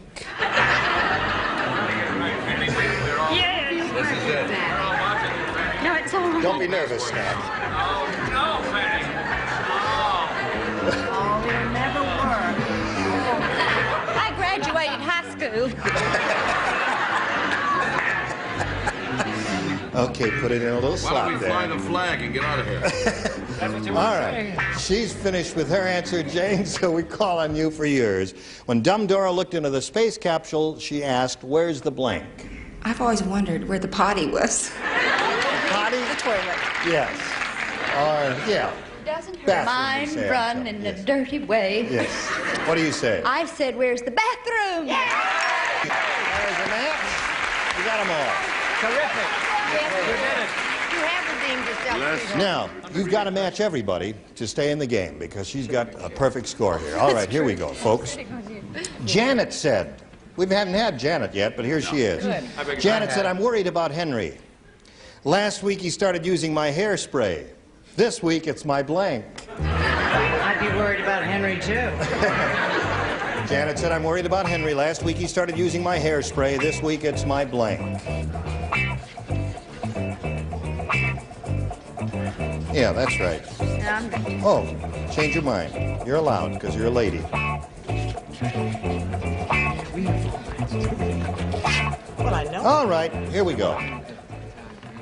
Are you going to tear that one up too? No, they're sticking. Okay. Well, just put two of them in there. That's all. Now, Colleen, think about it carefully. Janet said, "I'm worried about Henry. Last week he started using my hairspray. This week it's my Makeup. makeup." All right. You must match all six. Let's see what happens. Bert, what have you got? I said this week it's her bra. It's her bra. So it's not a match, and it means Jane Brooks is the winner. Congratulations.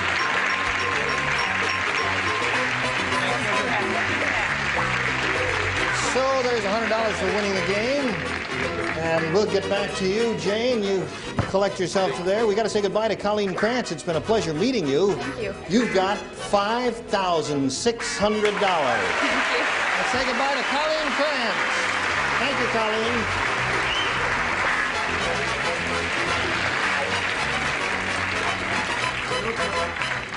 Now you're gonna Get it back here. You're going to have a go at the super match here. You rolled it a little too far. You just want to roll it back a little bit. That's it. Okay, cut. Hold it. That's enough. Thank you very much. This mechanical age we live in is terrific. You can do anything. Okay, here we go now. You know how this goes? Yes, I do. All right, we polled a recent studio audience, and we got their best response to this. Blank control. The answer they gave most often is worth $500. If you can match it, the second $250 and the third $100. Now, 3 celebrities are allowed to help. Which 3? I'll take Brett. Birth control. Birth control is what Brett says. Richard. Mission control. Mission Same control. thing. And Bert. And Bert Convey. I would say Don't bluff, Bert. pest no idea. control. Pest control. Oh, Bert. Oh, you can change that to something else. Bert, here. But you like traffic control. Well, I don't know. Is he You don't allowed like to either one of change? them. No, we got to go with the first answer. The first answer is what we have to go with. Pest control is it. All right, you've got mission control, pest control, and birth control. You may choose one of those or give us one of your own. What would you like to do? Well, I better say birth control. You better say that. Okay, that's the one we're looking for. The one that Brett gave you. Let's see if it's up there anywhere first. The $100 response. Remote control is up there. No birth control yet. Let's see if it's under the $250 response. Self-control is there. Third and last chance. Looking for birth control. Now, the $500 response. Birth control it is.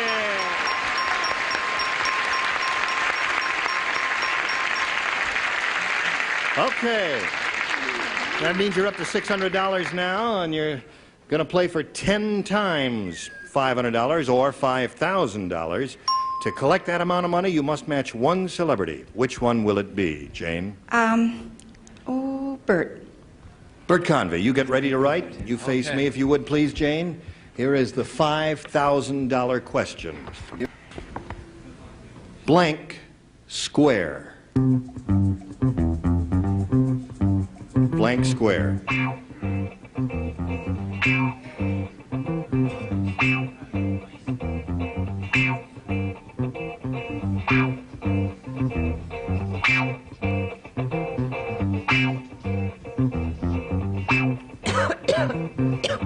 Okay, he's finished his answer. Now, Jane, we call for your response. How do you fill in the blank? Blank square. Times Square. Times Square, famous American landmark. All right, Bert, for $5,000, may we see your answer? Yes, I was trying to frantically think where you were from. I said Pershing for Los Angeles. Oh, I'm sorry you don't get the $5,000. See, try other people See, sometime. I'm trying to figure it out. Okay, so Jane, you're up to $600. You're going to play another game, meet another challenger, and that'll happen right after we give you these messages. All right, we've run out of time, so that means Jane Brooks will come back and meet her challenger next time. Will you come back next time? Yes. That was splendid. We shall look forward to seeing all of you next time on Match Game 73. Today's consolation prizes are Charm Glowette, a completely portable gas grill that goes anywhere, instant flame without starter fluids or charcoal, Charm Glow Products, Antioch, Illinois. And for Montgomery Ward's fall catalog, a luxurious fleshy mushroom stew. Use it as an extra seed or accent piece from the Montgomery Ward catalog. And Rice-A-Roni, the big flavor side dish is so quick, so easy, saute and simmer to flavor perfection. Rice-A-Roni, the San Francisco treat. This is Johnny Olson speaking for Match Game 73. A Mark Goodson, Bill Todman production.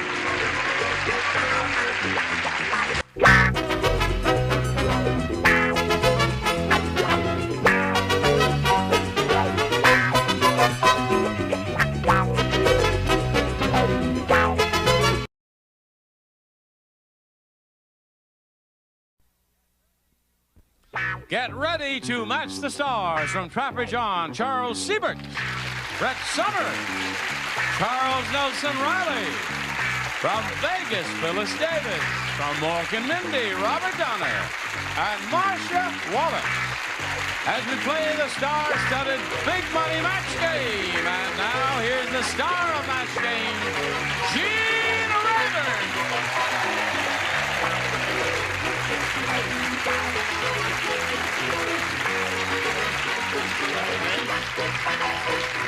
Shall we? Are you ready? Yes, I am. What would you like to do? I would like to play the game, the audience poll. Oh, all right. Well, then you have to step around down here and join me on the stage here and take your little place on the blue dot, and we'll have a go at it here. Because you won the game, Connie, and you're going to have a go at the really big money now. This is the first game you played, right? Yes. All right. Let's see how you do. We polled the studio audiences. We said, write down your best answer to this. Turn off the blank. Remember, $500 for matching the most Turn count. Turn off. Turn off. Oh, turn of the blank. Should have worn your specs, Not son. turn off. Turn of the blank. Off the. She says turn of the back, and right there it is. Right there. Okay. How? What's that? Now, wait a minute. Now, one thing you have to understand, it don't do no good to talk unless I hold a mic in front of your mouth, you see. So when I hold it in front of your mouth, then you can start talking. How about Marcia? Oh, gosh. I think Brett was born around the turn of the century. I'm gonna get you. I'm gonna get you. Now you're gonna be a sorry woman for that. That's one. Remember that we roomed together. Who else? Okay, Brett, I'll give you your chance now. Well, I couldn't say this about Marcia, but turn of the screw. It's a famous play. Charles, can you do better than that? Henry James wrote Turn of the Screw, my dear. That's right. Go with the newer things, I told you. Okay, a very moving, poignant one. Tables. Not that poignant. Turn of the road. Turn of the road? That song by Roger Miller. Turn of the road. Turn of the road. So you have turn of the road, turn of the screw, and turn of the century. Do you want one of those or one of your own? I'll go with Marcia's Turn of the Century. All right. Turn of the century. Let's see if it's under the $100 response. Turn of the dial. Right. I hear him clicking all over the country now, even as we're on the air this moment there. May we see the next one, please? Turn of the screw. You There's made Henry fun. James You've Story. got to go get educated, kid. All right. Last chance. Here we go. You got it.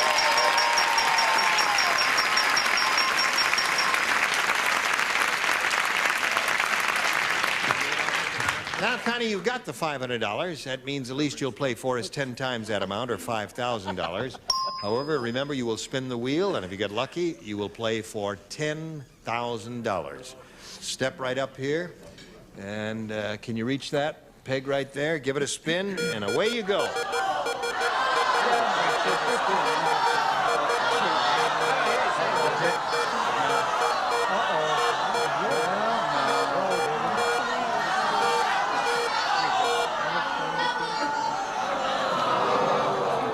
The pin is On bent. the cusp.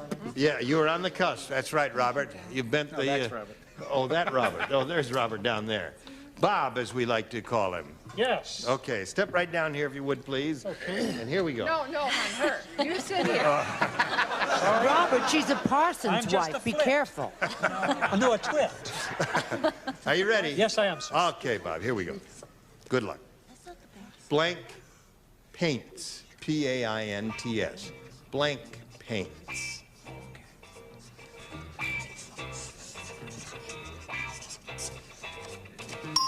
Now, if you give us the answer that he has on the card, we give you $5,000. What do you say to that? Well, I'm not sure about this, but knowing Robert, I would say finger paints. Why would you say a thing like that about Robert? Well, I was going to say oil paints, but he's just a little different. In the best sense. Never met this girl before in my life. She says you're a flake. She's right. Just because a man makes a living in a dress and boots doesn't mean it's strange. Right. Could have been oil paints, could have been water. There's a lot of answers it could have been. Finger.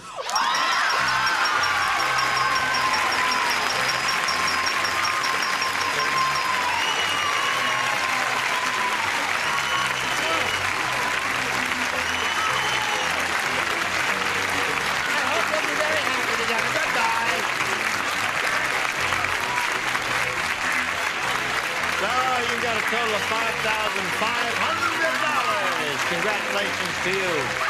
Now let's bring back Elsie Colbert. Well, isn't she excited? All right, Connie, you can climb back up there on the bandwagon. Yeah. She's very excited. We'll give her a chance to compose herself, Elsie, and you can tell this audience again about you, where you're from, and all that sort of thing. I'm Elsie Colbert, or Colbert, whatever, and I'm original. Now, wait a minute. You don't know how to pronounce your name? You say Colbert or Colbert? In Florida it's Colbert, in Hollywood it's Colbert, you know. Colbert. Well, the place is full of flakes, Claudette right? is my sister. I love her laugh. I'm originally from West Palm Beach, Florida.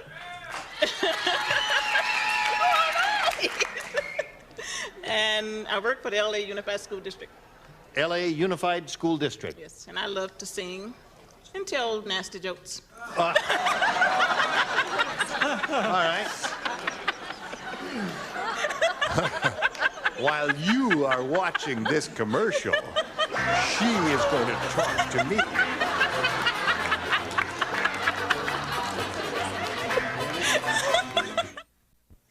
Buddy, would you get the pep-up pills, please? I mean, we can't have these dead contestants lying around like this. Elsie, you ready to play? Yes, I think so. What would you like? I think I'll take B. B? B is the funniest letter in the alphabet. hilarious. Is it? After K. What is she so depressed about? I don't know. What's your problem, Elsie? Here it is, Elsie. Judy said, I'll never go back to that rotten dentist. Hey, that idiot, he tried to use a blank to clean my teeth. Tried to use a blank to clean my teeth. Now we're ready, Elsie. Judy said, I'll never go back to that rotten dentist. That idiot, he tried to use a blank to clean my teeth. A Brillo soap pad. A Brillo soap pad is good. Very good. She laughs good and she gives good answers. Some dentist you got out of West Palm Beach. A broom. A broom. That would hurt. Hey, wait a minute. Yep.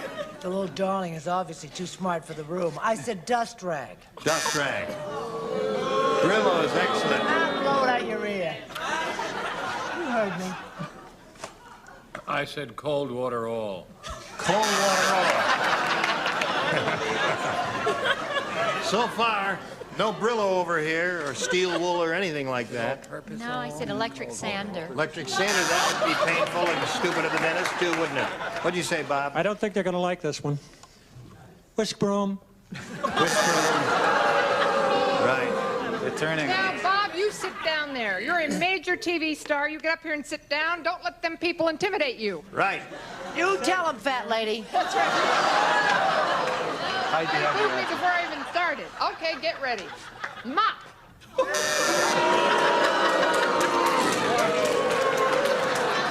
They liked yours, but they didn't like theirs there. Connie, you ready? I should be over there. Nancy said, I just read a revised version of a fairy tale, and it's really revised. Instead of yelling, Rapunzel, Rapunzel, let down your hair, the prince yelled, Rapunzel, Rapunzel, let down your blank.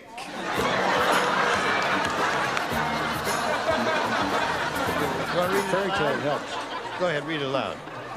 Nancy said, I just read a revised version of a fairy tale. It's really revised. Instead of yelling, Rapunzel, Rapunzel, let down your hair, the prince yelled, Rapunzel, Rapunzel, let down your blank. See, now I fill in the blank. Right. This is very difficult. I would say your rope ladder. Oh, they'll What was your turn first on you. thought? I thought of escape hatch. They like the second one. What do you got there, Charles? What could they possibly have against rope ladders? I can't take credit for this. Brett gave me this. Drawers. Drawers! Rapunzel, Rapunzel, let down your sup hose. I said you're Claire Oil, son of a gun, hairdryer. Claire Oil, son of a gun hairdryer. Why did you... Thank you. Give it to him. Give it That's the brand name, son of a gun. Cute, I it's see. like a gun. I use it myself. All right. Rapunzel, Rapunzel, let down your... Clothes. Your clothes. It's okay. What'd you say, Bob? I won't go to filth. Moral code. Let down your moral code. What'd you say? It's embarrassing to sit right next to him, a man of his principle. Because I went right for it. You did. Panties. All right. Did you think of that? Well, isn't it? You didn't think of that? No comment. No comment. All right. Now, let's see. Since we have a tie score and she went first last time, you go first this time. I'll choose A. All right, Connie. Jackie the comic said, "My wife is a real jerk. Today she held a garage sale and sold a blank." Brum chop.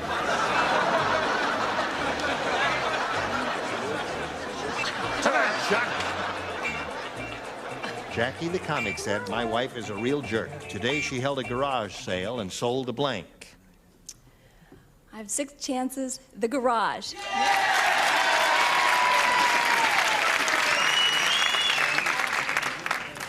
All right. What do you say, Charlie boy?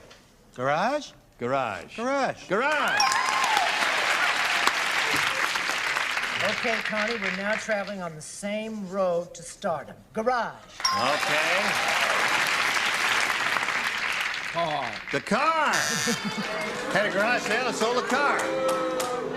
Car is an excellent answer. Do not boo car. Otherwise, Johnny Olson single-handedly will eject you forcibly. Yes. Yeah. Car. Yeah. I That guess goes you were triple happy for with me, gang. All right. That's 3 cars. What do you say? Doo-dah, doo-dah, garage. Garage. 3 cars and 3 garages. Elsa-Lee, you need 3 to tie and 4 to win. Mean Marvin is so mean. How mean is he? Instead of a cage, he keeps his pet bird in a blank.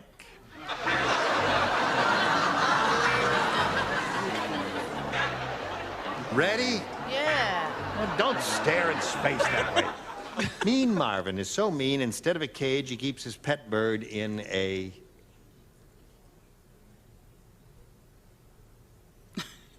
In a dog house? In a doghouse. Well, the bird wouldn't be too uncomfortable there. We were thinking of some place where the bird would not be very happy. Yes, but it's still difficult. I said in an oven. In an oven. He'd be unhappy there. That's all right. An oven or a... Now, listen, I've got a bone to pick with you. What? I have been staring into space for 7 years, and suddenly you turn on me and tell me not to stare into space. All of a sudden, you don't like it. All of a sudden, it's over between us. Everybody is finished, and you're standing there with your card poised. I know. That's what I It's mean. I've not been doing in the that for slot, 7 it's years. not out of the slot. I've been doing that And there for 7 years. That's it, and we're ready to go. Now, Yes. just all of a sudden, it turns. No, I hate that question. Me too. Everybody hates this question. Hey, Ira. We should take that question back and get this woman a decent question. Swimming pool. That would be bad for the bird Betty because it would White drown. would really hate that because it would drown the Right. devil. A cat house. Keeps the bird in the cat house. Mean Marvin is so mean, instead of a cage, he keeps his pet bird in a blank. And she said dog house, but anything like a drawer, a chest of drawers, or anything where the bird would be unhappy, it'd be all right. What have you got? How about a box? In a box, that's okay, but that means Connie Carmani wins the game. What do you have there, Bob? In a kitty litter box. Kitty litter box in the freezer. All right, come on down, Connie. Have another go at the big money. Well, you'll be going now. Thank you. Nice seeing you. Nice to see you. It was a pleasure to meet you and to have you here, and I hope they send you a lot of nice gifts from the match game. Goodbye. Bye. Now we'll do a little business with America. Here we are. If you'd like to come to the studio and see Match Game in person, write to us. Enclose a self-addressed stamped envelope and mail the tickets. Match Game, CBS Television City, 7800 Beverly Boulevard, Los Angeles, California, 90036. Now, Connie here is very happy because she has already won $5,500. What plans do you have for that loot? None yet. I wouldn't let myself think about what I would do. You can buy your goat, hon. My horses. You can buy your goat and your horse. Oh, you could buy a whole bunch of horses. I'll have to check with my And husband. a telephone. Don't Is he forget here? a telephone. Yes, he is. He's right. Is it all right if she buys a horse? Where is he? Maybe. You're a parson, for heaven's sake. All right, you don't get none of the money if she can't buy a horse. She was going to throw in a little for you, but now it's all off. Listen. That's the way it works in our house. No, it's not, I see. No. All right, here we go. We polled a studio audience, and we said, write down your best answer to this. The blank wolf. Remember, you get $500 for matching the most popular, $250 for the second most popular, and $100 for the third. Whom do you want? How about Charles? The big bad wolf. There's one. I'll have to ask Robert, too, since he was so good to me the last time. Yes, and you remember that. Let her buy what she wants. That's right. The lone wolf. The lone wolf. Okay, Bob. And how about Charlie? The sea. Very good. Oh, excellent. The sea wolf. All right. So you have the sea wolf. They don't know. See, they don't know. John the sea wolf. Garfield, No, Edward G. no. Robinson. Jack London. Jack London wrote it. Not well. He John wrote Garfield it. was in it there. All right. The sea wolf, the big bad wolf, and the lone wolf. Those are the three you've got. You may choose one of those or think up one of your own. I think I'm partial to children's stories, so the big bad wolf. Let's find out if we have the big bad wolf up there, and if so, where. Let's take a look at the $100 response. The boy who cried wolf. That was another children's story. him. Yes. All right, let's take a look at the next one, please. The werewolf. There's nothing there that they gave you. That surprises me, because I thought their answers were pretty good. All right, we're looking for the big bad wolf. Let's see if we got it under the big number. Yeah.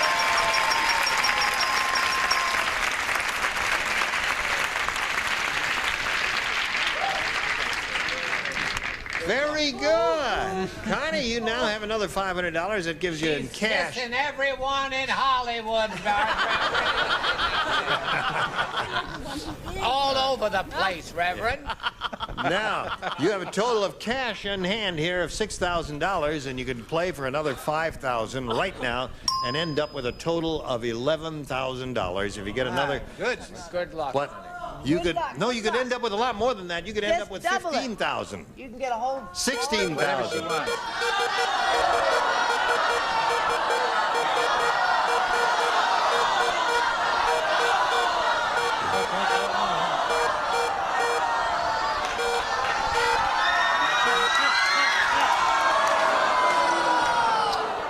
Just slid by that star. All right, you are playing for $5,000 with Phyllis Davis. Are you ready, my dear? Mm-hmm.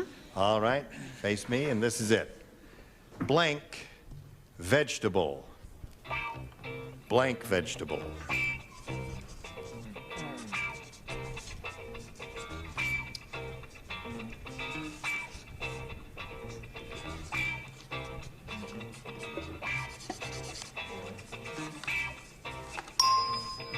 Now, Phyllis has given her answer and put it on the card in the slot. If you give us the same one, if you match her, you get another $5,000. What do you say? I think it would be a miracle if they matched. I'll say fresh vegetable. Oh, wow. Well, that would be 2 in a row for her if she got that. She won the $5,000 last time. That means she'd win another $5,000, end up with $11,000. Wouldn't that be a miracle? It sure would. It sure would. Because I put fresh vegetables.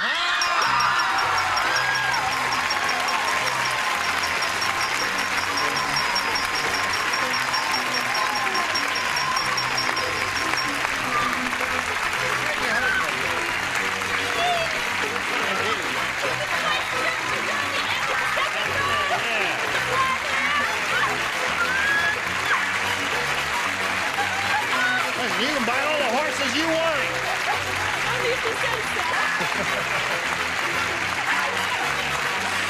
Well, we congratulate you. You got a total of what's that? Well, what a measuring for the Reverend's new Church of Miracles, which will be built right here. We're laying the foundation for the Reverend's new church out there. Thank you, Charles. And now we've got this message for you. A lot of excitement here. Thank you, one and all. You were wonderful. Gene Rayburn, join us next time for the match game. Goodbye. Today's consolation prizes are a 7-piece Performer gourmet cutlery set with extra sharp chrome stainless steel blades and ebony Fleetwood handles. Just wash the safe from Washington Forge. An Amcor Freshenaire electronic air ionizer and smoke odors, dust, pollen, bacteria in your automobile. Freshenaire for fresher air everywhere. And a wok and La Choy Chinese food. Let your meal swing American with La Choy bean sprouts, vegetables, water chestnuts, bamboo shoots, and soy sauce.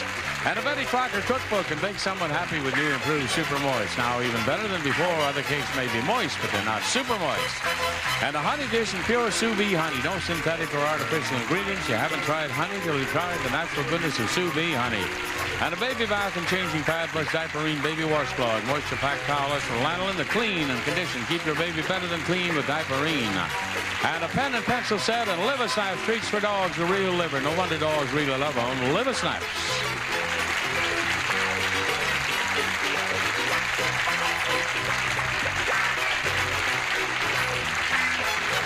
This is Johnny Olson speaking for Match Game, a Mark Goodson, Bill Todman production. This program was edited for broadcast.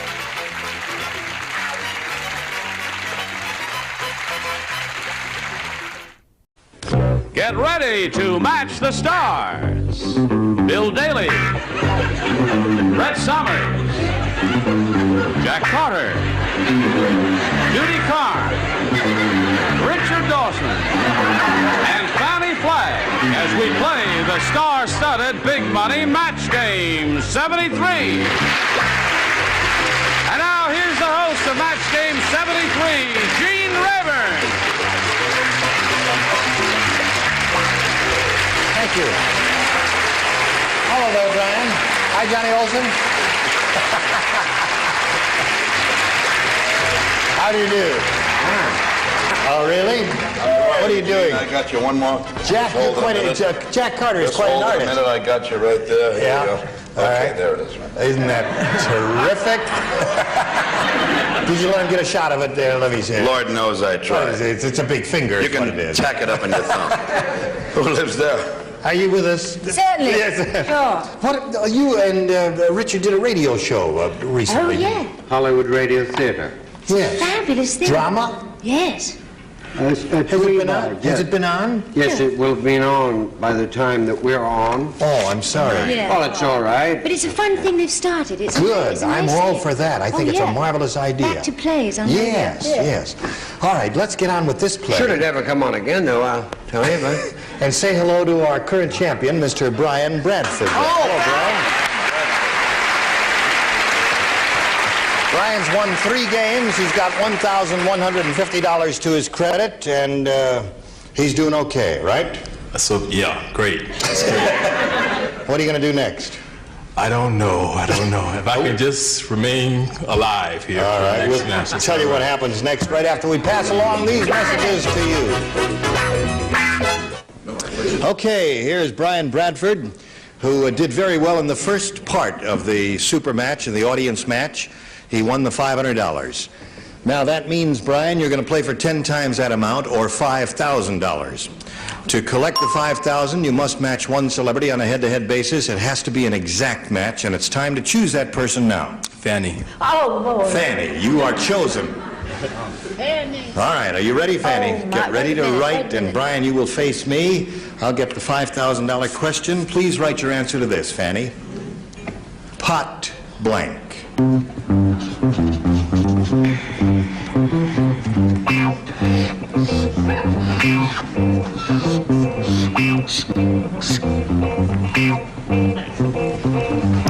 Okay. Finished? Bing. She is finished. Now, Brian, please give us your response to this fill-in. Pot blank. How do you fill in that blank? Potluck. I don't know. Potluck. You say it as if you think it's a lousy answer. I just don't know. I don't know yet. I mean, $1,100. None of us know yet. $1,100 is enough. Oh no. I'm too nervous to think of anything else. Money makes you nervous. $1,100 in 3 days is all right. It makes me nervous. Okay, Brian, potluck is your answer. Fanny, now for $5,000, may we see your answer, please. I have an anxiety attack. What did I write? I wrote love.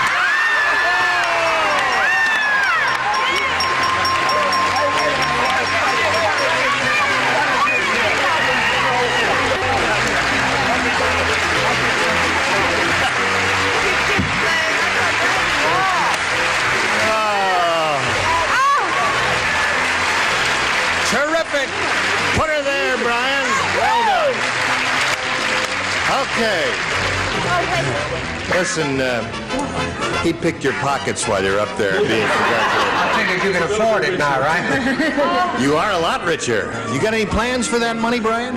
I do, yeah. Well, I have to get another car, and my mom needs a little money. It sounds like a soap opera, but she needs a little money, and so... Well, I'm... What about me, sweetheart?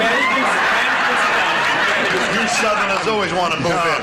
Listen, we're all very happy for you, Brian. You're going to play another game. You've got $6,150, and let's meet your challenger now, Claudia Ace. Hello there, Claudia. Brian's kind of excited, Claudia. I am too. And we're all very happy for him. Do you want to tell us a little bit about yourself? I'm from San Diego, and I'm a housewife and a mother. All right. That's a lot. Yeah, well, yeah. Okay. Good luck to you here. Thank you. You ready to have a go at it? There we go. You as a challenger will make the selection if you would, please. A.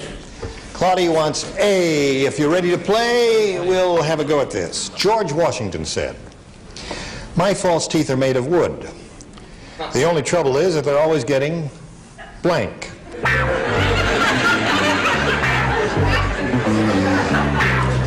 Remember George Washington? We all know he had false teeth. I used to date him. Says, "My false teeth are made of wood. The only trouble is they're always getting blank." All right. Okay, we're all set now, Claudia. The only trouble, he said, "My false teeth are made of wood. The only trouble is that they're always getting..." Rotten. Rotten? No, yes. Her answer is rotten. Bill? Never mind. What did she say?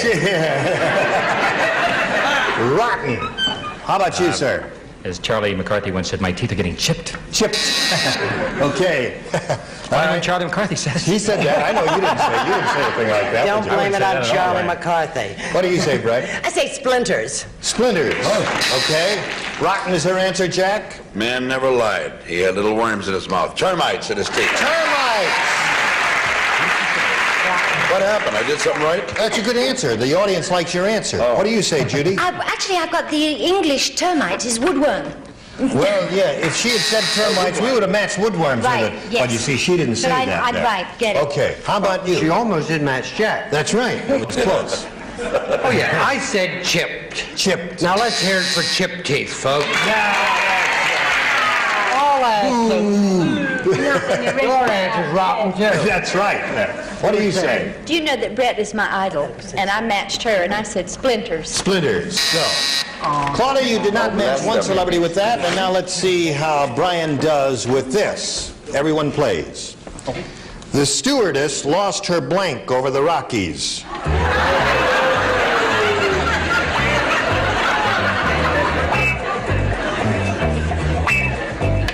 Stewardess lost her blank over the Rockies?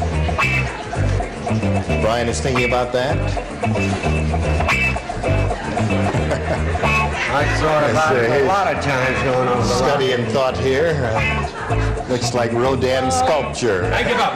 You give up? I give up. I don't know. Bill? Come along, dear. Just put your second choice down and you'll be all right. I don't have a second choice or a third, so all right. Just put something down. Okay. Anything. But All right. You all ready? Would you put your card in the slot, Bill, and sit up and eat your... Okay. With the child. Brian, what do you say? The stewardess lost her blank over the Rockies. I can't think anymore, but I will say dinner tray. I don't know. Dinner tray? Yeah, that's the only thing I can think that the stewardess would be busy with. She was walking along with this dinner tray, and she lost her dinner tray over the Rockies. Bill, I was so rushed. I was so rushed I couldn't think of anything. And nose worked before, so I put nose. I don't know. She lost her nose over the Rockies. I won't even tear that up. I won on that before. Brett, what did you say? Well, I had to change my answer because I thought you said steward and I said jockey shorts. But when you said stewardess, then I realized it was a girl and I said innocence. Her innocence. There they were at 38,000 feet. There they were. Okay, playing Jack. airport. Yes. I happen to know she went into the John, and she got dragged out through the opening, and she lost her plane. Her entire aircraft is missing. Okay. All right, pressing on down here Yes, to Judy Carr. mine lost her sense of humor. Lost her sense of humor. Okay. I got a feeling that Rod Serling wrote this evening. I happen to know she lost her virginity over the Rockies. Let's hear it for the Rockies. What do you say, Fanny? Well, I think I'm wrong because I said she lost her seat numbers. What the heck does that mean? What's a stewardess? Well, Oh, yes. don't people sit in assigned seats? That's I don't right. think it'll bear Hey, Gene, can we buy this question back? Yeah, no. So, Brian, you didn't score with that, so at the end of round one, we have no score at all. We'll get to round two right after we get to this message for you. All right, we finished round one, have no score. We'll go right to round two and see what happens here. Claudia, which one would you like? I'll try A again. A it is for Claudia. Everybody plays. Jane's Venus flytrap plant grew so big and aggressive that it ate her blank. I didn't understand one word of that. You've heard of the Venus flytrap plant? Yes. Jane's Venus flytrap plant grew so big and aggressive that it ate her blank. I used nose already, didn't I? Yes. Would you turn your hearing aid up, please, there? Oh, wait, that's what I heard. That's what. Kind of senior citizens say. Okay. I live in leisure world, you know. You do? I thought you were working very hard. Well, you are working hard, aren't you? On the new Perry Mason, and you did an odd couple recently. Okay. Here we go, Claudia. Jane's Venus flytrap plant grew so big and aggressive that it ate her... Husband. It ate her husband. Husband is her answer. Okay, Bill, what did you say? I say it grew so big it ate her, the whole greenhouse. That's what. It ate her greenhouse. The whole thing. Wow. Yeah, okay. Hungry plant. One drop there. What do you say, Brett? It ate her body. She was left with only her head. Okay. All right, Jane's Venus flytrap plant. That's a show right there, you That's know. it, It was yeah. so big it tried to reach her fly, but it missed, and it ate her cat. It ate her cat. Okay. It was laying there trapping Judy, what her did this fly. big carnivorous plant eat? He'd ate her up.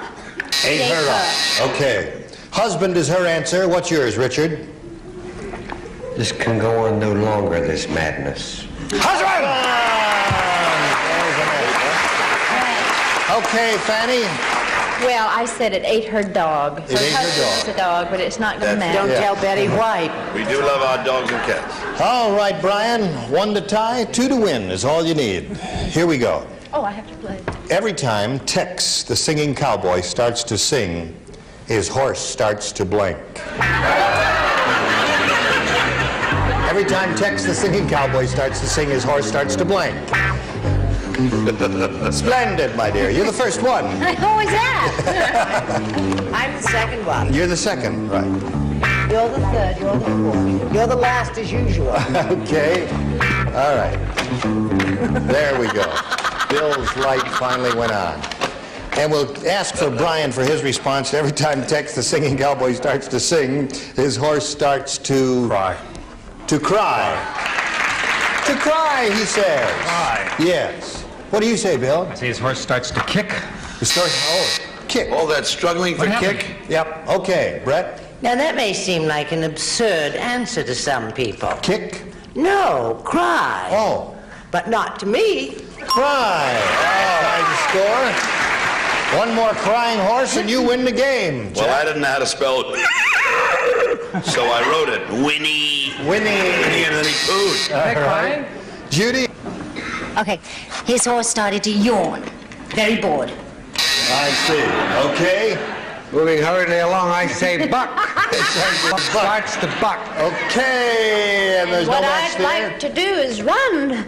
Run. So this game ends in a tie. We'll wipe the board clean, push the button, and reveal the tiebreaker. Got one question for each of you. The one who scored the most matches will be the winner. Claudia, make your choice. A. She's going to stick with A. Everybody will play. Barbara said, Frank. Frank, for goodness sake, stop plucking that blank. Frank, for goodness sake, stop plucking that blank. I don't know who's getting dumb, me or the questions. This is a very good question. Pluck? Yes. Right. Stop plucking? Yes. Stop plucking that blank. Plucking that blank. Right. A blank plucker. Okay, they're all ready. Claudia, what do you say? Frank, for goodness sake, stop plucking that... Chicken. Chicken. That's one of the good answers. There are a number of good ones here. Let's see what you have. I'll go along with that. Chicken. Okay, there's one match. Brett? I started to say guitar, but I said chicken. Okay, I'll give you two. Jack Carter. I got an Uncle Frank, and he's a chicken plucker in the Bronx, so I put a chicken. All right. So there's three for you, Claudia. Let's see what you get from Judy. I went with Brett's guitar. The guitar. All right. Are you a chicken plucker? No, thank you. I already gave. I put guitar. Okay.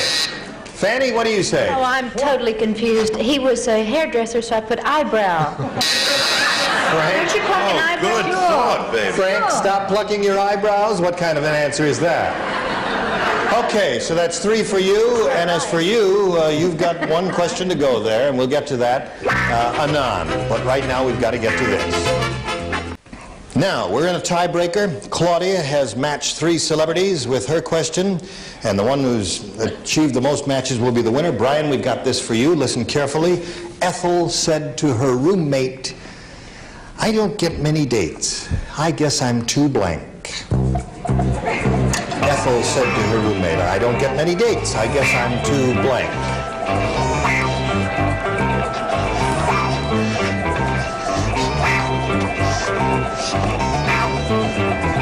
All right.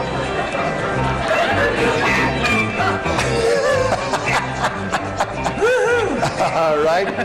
Now, Brian, how do you finish this? Ethel said to her roommate, I don't get many dates. I guess I'm too... Ugly. Ugly. He said ugly. What did you say, Bill? Well, it's close to mine. I said too shy. Too shy. All right. No match there. You need 3 to tie and 4 to win. Brett? Not only did he say shy, he asked me how to spell it. He's a grown man sitting to my right. Too pure. Too pure. Okay. And you, sir? Ugly as... She was a girl that was waiting for a ship to come in and her pier collapsed. See? She was really beat up and ugly or homely, I guess. Ugly or homely? How about that? There's one match there. Okay. Judy, what did you say? I did plain ugly. Plain. Plain. Is that a match? Yes, it is. Okay. Now you need one more to stay in the running here. Richard. Well, I said she was too choosy. Too choosy. No match there. Style. You must match Fanny to achieve a tie. They're laughing because they see a preview of Fanny's answer. No, it's a preview of Fanny. Really. Heavens, I said she was too fat. Too fat. All right, so the winner is Claudia. Congratulations. Come on down, Claudia. Congratulations to you. You got $100. You'll stand by a moment. We'll have a word with Brian, who's calmed down by now and who realizes that he's a big winner here. $6,150. I had a great time. Good. Thank you all. Okay, Brian. So long. Nice to meet you. Thank you for being with us.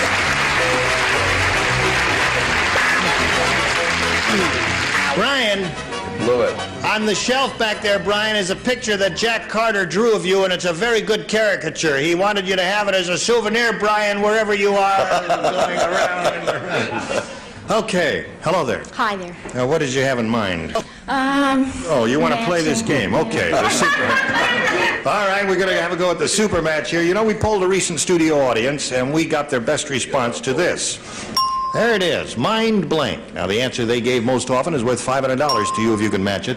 Second most frequent response, $250, and the third, $100. Now, which three celebrities would you like to get a little help from? Richard. Richard is three celebrities all rolled up in one there. You're very kind. Mind blower. Mind blower. Okay, there's one. Bill. Mind shattering? Mind shattering, he says. Okay. Yeah, shatter, I'm not blown. One more time. Mind reader. Mind reader, he says. Okay. We got a mind blower, mind shattering, and mind reader. You may choose one of those as the answer or give us one of your own. Mind reader. Mind reader. You're not sure, huh? Well, none of us is. We're all going to find out together now. We're looking for mind reader. May we see the $100 response? Mind bender. That's a dumb answer, but... Don't say that. I had perfect that. audiences all the time. You wouldn't say that, would you? Okay, we're still looking for a mind reader. May we see the $250 response? Mind over matter. That's pretty good. Yeah, we didn't think of that, did we? Okay. Here's your last chance, Claudia, to look for mind reader, the $500 response. Mind reader, you got it. Very good. Okay. All right, you got the $500, and you know what that means. You're going to have a go at $5,000, but first we've got this message for you. Claudia Ace will have to have her go at the $5,000 next time because we're out of time for this time. Yes. Oh, no. Yes. Time flies when you're having fun. Excitement. Listen, Jack, you're making an appearance someplace at this very moment. Tell us about that. Yes, I'm at the Great Gorge Playboy Club in Lake Geneva, where the bunnies wander. It's a home for old bunnies. They send them there to show movies at Big Tippers. Great Gorge, where is that? Lake Geneva, Wisconsin, about an hour and a half outside Chicago. Oh, yeah. Gorgeous country. Yeah. You happen to walk around with this pipe like Mammy Yoakum in Heat. Yes, I'm in the middle of a project. What is your project, Well, Fanny? I'm very concerned about the flounder because they have absolutely no way to protect themselves and they're killed. So I'm crossing a flounder and a stingray to try to help them protect themselves. It's not working. They just don't like each other. Yeah, well, you keep working on it. I am. One of these days. Thank you. I hope you'll join us next time for another session of Match Game 73. Gene Rayburn, bye.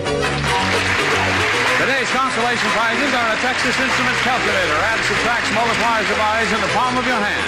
Advanced electronic technology at your fingertips from Texas Instruments. And Clairol's four-way lighted mirror, so you can make up in the light you'll be seen in. Clairol's four-way lighted mirror. And Clairol's three-way hair setter gives you curl more choices. Water mist, conditioning mist, or regular sets. Clairol's three-way hair setter. And a supply of Swiss Miss Instant Cocoa Mix, made with the real miniature marshmallows and good non-fat dry milk already in it. You just add water.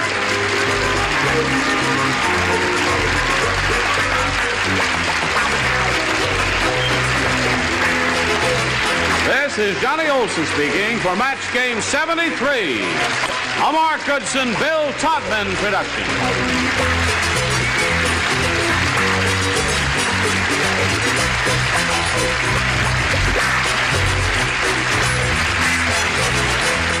Get ready to match the stars.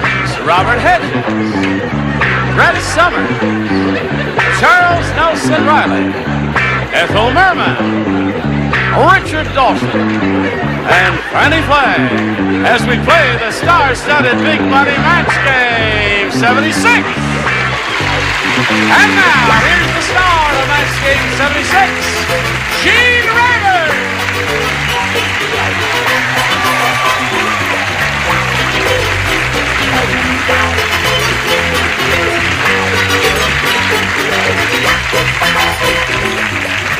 Johnny Olsen and friends. Look at that vest.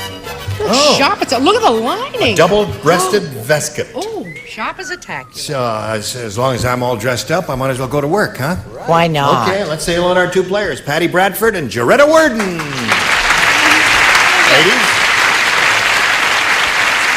Now, Patty here is our current champ. She has $1,200 to her credit, and she's very happy about that. She lives in the area of, or works in Washington, D.C., and lives around there somewhere. Alexandria. In Alexandria, across the river there, and you work for a congressman? Right. Okay. And she's being challenged here by Jaretta. We're in the middle of round 2, and if these look blank, it's not because the electricity was shut off because we didn't pay the bill. They are blank. She's drawn a blank on both of her questions. Thank you. Now, yesterday you were very nervous and tense. Are you looser today? Yeah, I took a tranquilizer. Did you really? Well, you carry them around with you. Are you always nervous? Oh, no. No, poor girl. I see you've got is that a good luck symbol there? Dorsan, Miss Pennsylvania that I met backstage. Yeah. She said I did so lousy. She said, this is for you to have good luck. So she gave me a $2 bill. To bring you good luck, eh? Yeah. Well, I'll just take that from you. It hasn't done any good so far. And just stick it in there, and you'll have better luck without it. Now, we'll finish this game in a moment or so, but right now, this message for you. All right, here we go. Whoops. Wait a minute now. Don't nobody move, and don't stop the tape or do anything insane like that. I'll just fix this. It'll just take a second here. There it is. Oh, there you are. Whoops. Well, that wasn't supposed to happen. Well, the heck with that. All right. Are you ready? Yeah. I'm not. And the machine ain't either. When the satellite pictures came back from Mars, the scientists said, I think that Martian knows we're taking his picture. Look, he's blanking. What about that now? What did you say? When the satellite pictures came back from Mars, the scientists said, I think that Martian knows we're taking his picture. Look, he's blanking. You understand? Satellite pictures. You know, the satellite went up to Mars. Yeah. And it took pictures, an automatic camera there. One scientist who was watching the TV monitor back at Space Central in Houston, Texas, he said to the other scientist, I think that Martian knows we're taking his picture. Look, he's blanking. You know, that question should come out in hardcover. It's such a long story. Yes, it is. But everybody understands? Yes, teacher. Quickly. Okay, Patty Bradford. When the satellite pictures came back from Mars, the scientist said, I think that Martian knows we're taking his picture. Look, he's blanking. He's smiling. Smiling. All right, one smile will win another game. She said he's smiling. What'd you say, Juan Epstein? I tried to keep it as astrological as possible. I said he was mooning. He was mooning? Mooning, yes. Throwing a moon, eh? Haven't seen one of those in... Since 20 last minutes. night. Show the card there. Oh, well, I figured he was cranky because we were up there, so he was flashing. Oh, really? Hey, wear raincoats on Mars, eh? Woo! Okay, Charles. I said, and you can flash in a Mackinac for that matter. That's true. I said saying cheese. Saying cheese. Cheese. Isn't that smiling? Patty, well, no, but it gives the effect, but it's different. Her answer is smiling, and that's what we were looking for. Look, he's smiling. What do you say? Oh, I said he wanted to look good. He was laughing. Cheers. Laughing.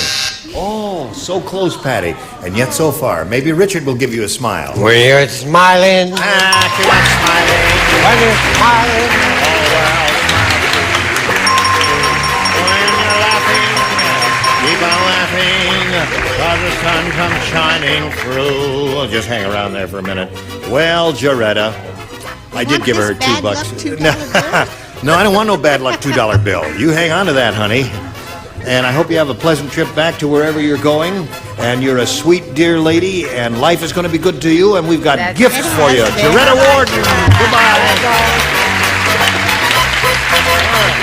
Here it is again, Patty. All yours. He's just picked up another 100, and you could win over 5,000 here. Shall we begin? Yes. Stand on the tape. Okay. We polled a recent studio audience, Patty, and we got their best response to this. Ultra blank.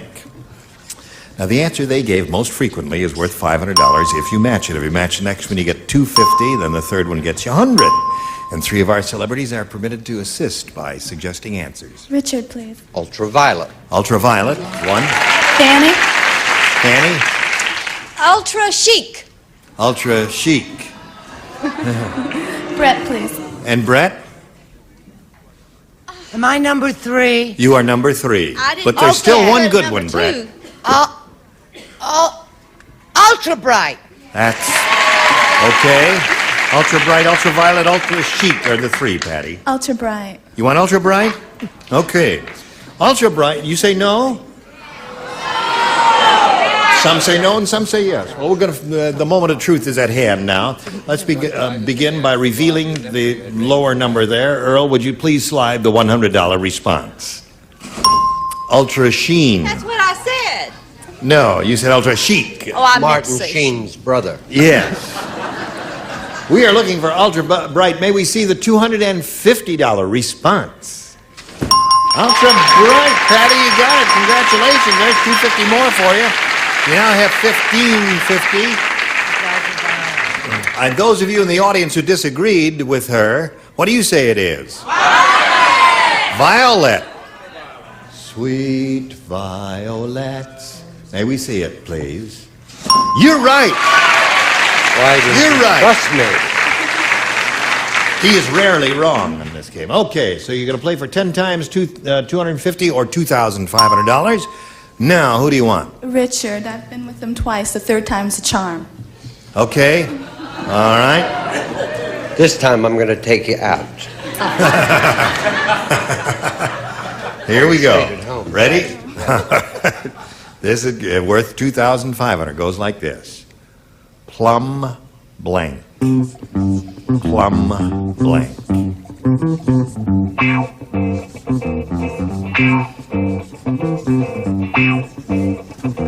Now, Patty, what answer do you want to give us? Would you think we'll match his? Get your ESP going and your Richard Dawson thought waves? What do you say? Pudding. You say pudding? You don't want to say plum dumpling? Why not? Never heard of it. You never heard of plum dumplings? Oh, they're marvelous. I make them myself all the time. She says plum pudding will match you. No? We just don't seem to be doing it right. Have some pudding. All right. I found my true love.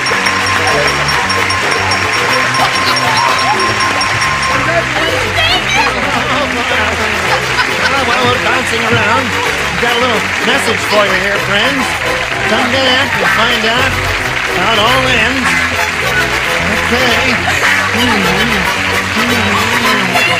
Okay. We're ready to carry on. To do so, we're very pleased to present a new player. Let's welcome Bernie Diamond. Hello, Bernie. Nice to have you with us. Thank you, Jim. Nice to be here. Good. Where are you from, Bernie? I'm from Ogden, Utah, the home of the Howard Hughes Will Manufacturing Service. There's a very funny story about that, but it's a Utah story. I've been married for 36 wonderful years, have 3 married children and 10 grandchildren. No kidding. Yes, sir. Oh, boy. All right. You vacationing around here? Pardon, sir? You vacationing in our area Been down here? vacationing for the past week at Laguna Beach and ready to head back unless I stay here forever. Okay, well, good luck to Bernie Diamond. Let's begin by asking him to make a selection, A or B. B, please, Gene. Okay, we're off and running. You got B for Bernie.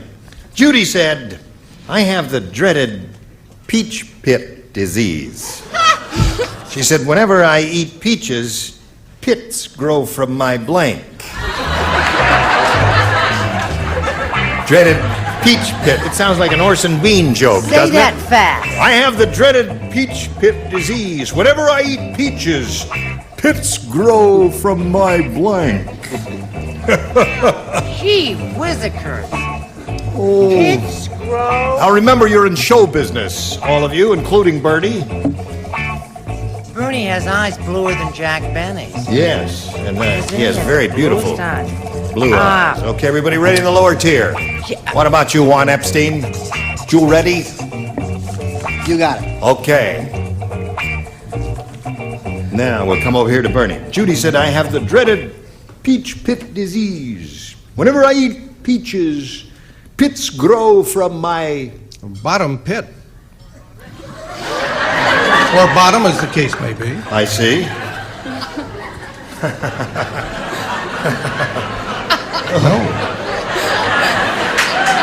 This is the most hazardous thing. I don't even get hazard pay for doing this show. What do you say? What did the good man say again? He said bottom. Bottom. Yeah, well, you know, the pit, the cave, a hole in the ground is a pit, and it's, I don't know what. Go ahead. Underarms. Underarms. Underarms. Armpits, Bernie. Armpits. Armpits, you see. It's a sight gag. Yes, right. Go ahead, Brett. I wish to state in front that I'm not too crazy about that little funky question. There's no excuse for my answer, but I mean, I'm just saying. I said from my nose. Okay. First round questions can be trying. This is a trying one. Armpits. Armpits. Well, that seems to be the definitive answer, Bernie. Yeah, Armpits, yes. Miss Merman, honey. Well, I don't know. If you swallow, they grow from your stomach. Oh, they do? Oh, right, yes. If you swallow, yeah, sure. Okay, that's one thing, but see, they were going for a little joke there. Peach pits, armpits, you see. That's enough of that. Okay. I won't go for those jokes. You won't? Don't like them. I see. I don't blame you. Don't like the question either, do you? Nope. No. Navel. Navel, yeah. Sprinkle a little water on it, fertilizer. Let's put a little lime there. What do you say, Fanny? I say let's you and I go over to Tattletales. I say ears. Ears. I don't know why. Okay. So, Bernie, that's the way it is in the first round questions. They're tough, aren't they, Patty? Mm-hmm. All right, here's one for you. Ralph said, when I was a kid in the slums, we were too poor to afford a dog, but I made do. I taught the blanks to fetch. As a kid, I worked in the slum. I lived in the slums. You were too poor to afford a dog, but I made do. I taught the blanks to fetch. That's it.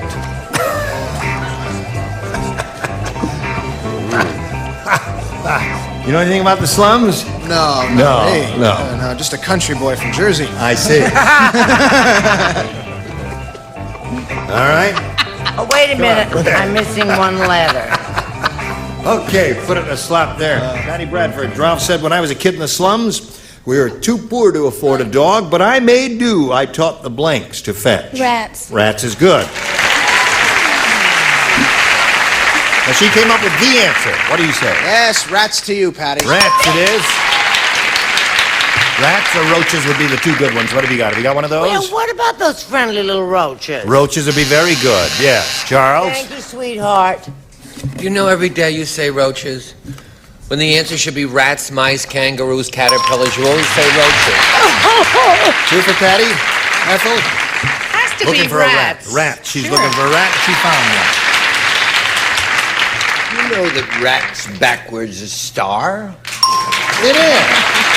Very fine of that. You dirty rat. Yes. Now, Fanny. I'm sorry. You know how you're affected in your private life? I just came from dinner at Brett's house. I said roaches. Oh, yeah. So there you are. You got 4. That's the end of round 1. 4-0 score. Round 2 coming up a little bit, but right now this. Okay.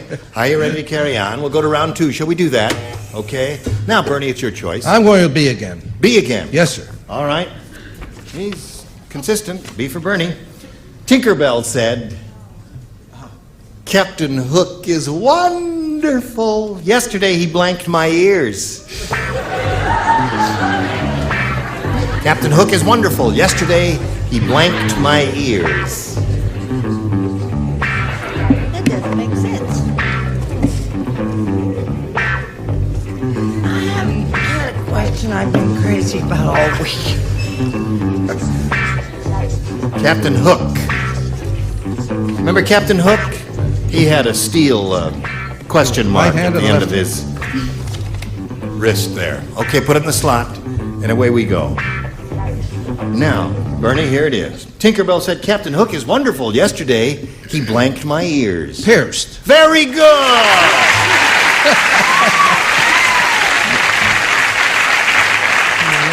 By Jove, he came up with the definitive answer. Yes, and not so fortunate here. Really? He kissed my ears. Oh. I couldn't get blow in there. I couldn't get ED. No, but pierced my ears is the perfect answer with the hook, you see. The ears, you'd got a pointed hook there. Oh, I'm going to put you back another grade. Yes. What do you say? I'd like to be able to pick on Robert, but I can't. Because you got one just as bad. I said he picked my ear, with his Oh, little yeah, okay, hook. all right. 2 rotten ones.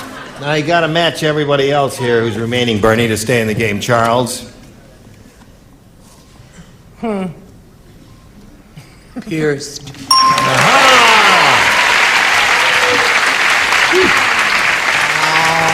Well, Bernie, at least somebody understands you. What do you say, Ethel? Well, they didn't have any Q-tips, so he took his hook and he cleaned his ears. He's cleaned his ears, so that means Patty wins the game. Okay. Here we are again. What's this for? Oh, boy. Well, Bernie. It was a pleasure, Gene. It was a pleasure meeting you, sir. We're going to send you a lot of gifts, maybe 3. So long, Bernie Diamond. You're a terrific guy.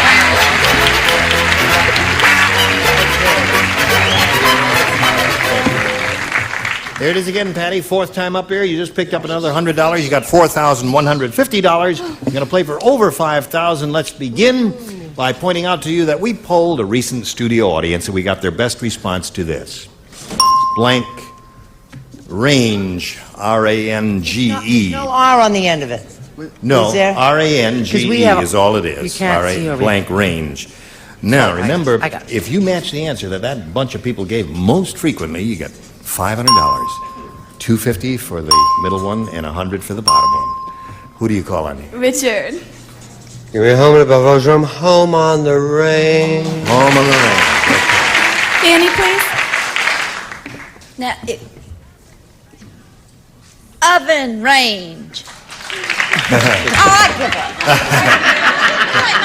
answers. No, it was oven range. Kitchen Oven. range? Kitchen, no, oven range is what we have to go with. And Brett. What about firing range? Firing range, okay. That's a military phrase. Firing range, oven range, and home on the range. Now, have you been thinking about it? Home on the range. You want that one? Home on the range. Well, let's find out if it's up there. I have no idea. We'll begin down at the bottom and reveal the $100 response. Long range. Oh, as in plans. Yes, long-range plans. Long-range mission there. We're looking for home on the range. Here's a $250 number. Rifle range was firing range. That might have matched. I don't know. Why, look at All me. right, last chance for home on the range. Here is the $500 response. Home on the range. You got it again. Very good. Congratulations. Now, you got $4,650. $4,650. A little quicker there on the scoreboard, if you would, please. I had to add that in my head, and you know I can't add. Okay, now you're going to play for 10 times $500 or $5,000. To collect that, you got to match one ding-a-ling exactly. Richard. Okay, swing around over here. That's it. I gave her oven. Yeah. I don't know why she didn't do that. Me. Here it is. Get your ESP going over to him. Send out electrical waves there to him. Blank Sunday. Blank Sunday. S-U-N-D-A-Y. Sunday. S-U-N-D-A-Y. S-U-N-D-A-Y. Sunday.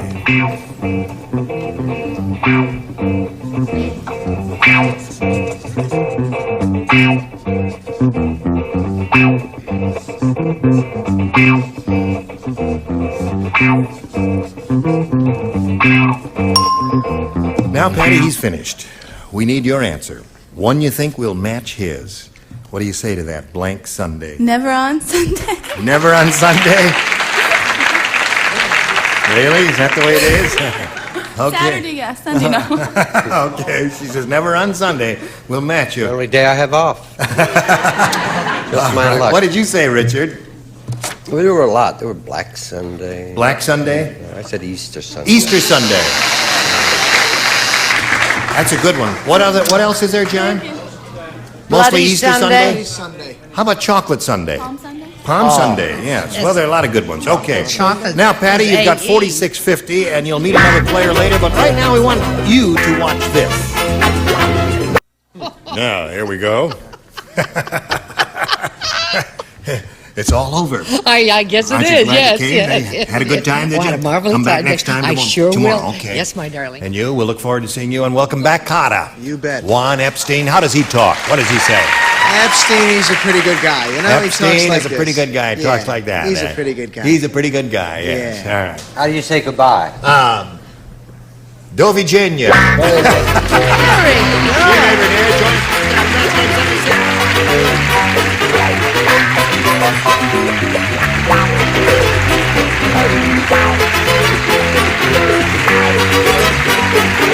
This is Johnny Olson speaking for Match Game 76. A Mark Goodson, Bill Trotman production. Get ready to match the stars from Carter Country, Richard Paul, Brett Summers, Charles Nelson Riley, Barbara Rhodes, Richard Dawson, and Fannie Flagg, as we play the star-studded Big Money Match Game 78. And now, here's the star of Match Game 78, Gene Rayburn.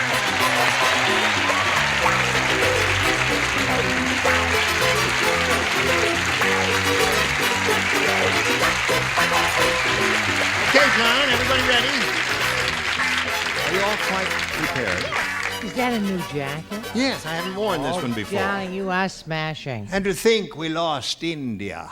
Yes, absolutely. Remember that one? Right. No, you don't remember. And then I'll play the fiddle or the whatever. Let's say hello to Miriam Schuback and Gary Knight. Applause, applause, applause. Miriam Schuback is a current champion. She's won one game, has $100, didn't do too well with the audience match. But occasionally that happens.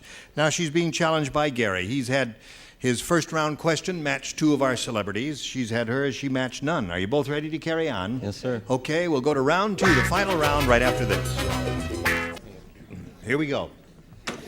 Second and final round. Gary Knight, you may have A or B. I'll try A this time. A, all right. Let's see, who plays? Brett and Charles, you lay out. Yo. Harry said, where I grew up, even the tooth fairy was poor.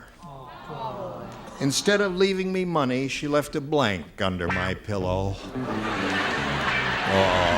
No, I hate those sad questions. They always make me cry. Yes. Well, as you're now playing, you sniffle up.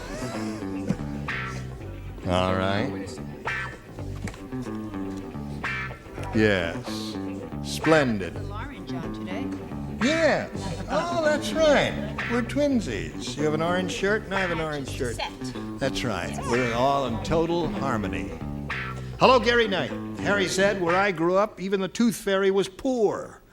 Instead of leaving me money, she left a blank under my pillow. An IOU. IOU. I'll be gone. He pleased the audience with that one, Richard. Well, I'm not going to please him too much because my tooth fairy didn't know how to write. So he left a slug. A slug. A fake coin, eh? Yes. I see. Okay, Gary. Nothing there. Barbara, you got something for Gary, yes? Yes. I forgot. Yes. Yes. IOU. IOU. Okay, Gary, you pick up one. Yes, don't we all? What do you got there, Richard? IOU. That's 4 for him. Before Fanny gives her answer, could I do my imitation of her? May I do an imitation? She looks up at me. I have a friend who says you never see her full face. Anyway, she looks at me and she goes, like... Now show your answer. Come on, you've got to show your answer. Sir. Well, I got confused, but it was about a tooth. I said she left a cavity. Cavity. Cavity. That's a vacant space. Do you got anything for a cap? Miriam, are you ready? 4 to tie, 5 to win. At the restaurant, Harvey said, that waiter is strange. I ordered a meatball and he blanked it to me. That waiter is strange. I ordered a meatball and he blanked it to me.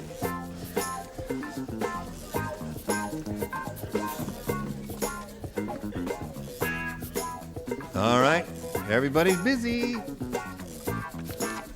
Miriam, we come to you. At the restaurant, Harvey said, that waiter is strange. I ordered a meatball and he blanked it to me. Pitched it to me. Pitched it to me. Pitch it to me. True. That's a little underhand toss like that. Pitch and putt. What do you say, Richard? Well, it was an old baseball player's restaurant, and he tossed it to him. He tossed. Tossed and pitched is the same thing. What do you do with meatballs, Brett?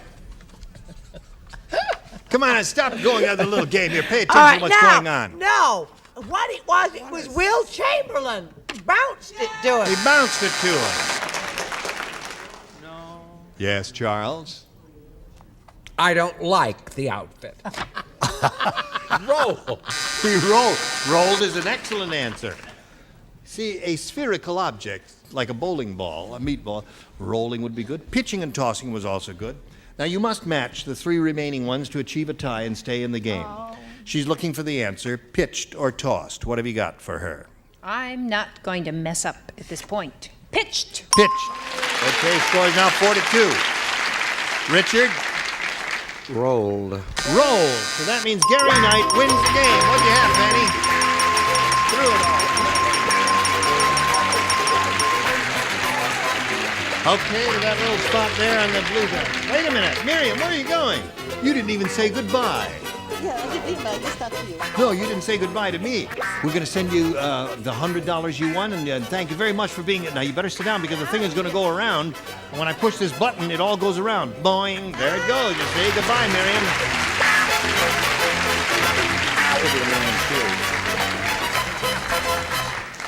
Okay. Gary Knight is up here. He's got his $100. He's going to have a go at the real big money now. Let's go, Gary. We polled the studio audience not too long ago and said, write down your best answer to this. The blank system. Okay. Now, if you match the answer they wrote down most frequently, you get $500. For matching their second most popular answer, you get $250. And then for matching the third most popular answer, you get $100. 3 of our 6 celebrities will give you a hand. I'll take Brett because she matched me the first time. Oh, isn't he adorable? Isn't it sweet? Okay. I hate him so much. No, they're really friends. I have the star system. The star system. Charles matched me. I'll pick him too. Stunk. The decimal system. The decimal system. That stunk too. The Dewey Decimal System is well known throughout the world. I don't know if our audience knew about it. I'll take Richard. Penal. The penal system. Right. Well, the audience has groaned on all 3 answers now.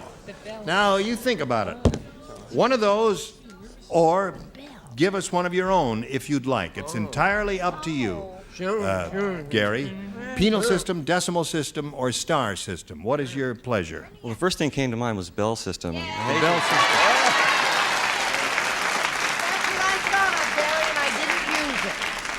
You're right. The Bell system. Brett, you thought of that and didn't say it? Yeah.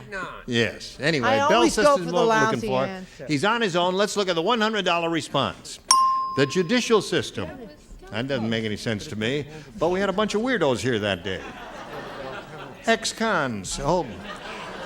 All right, may we see the $250 number? The metric system. It'll be there. I mean, we're not going anywhere, are we? Yes. Well, good luck to you, Gary Knight.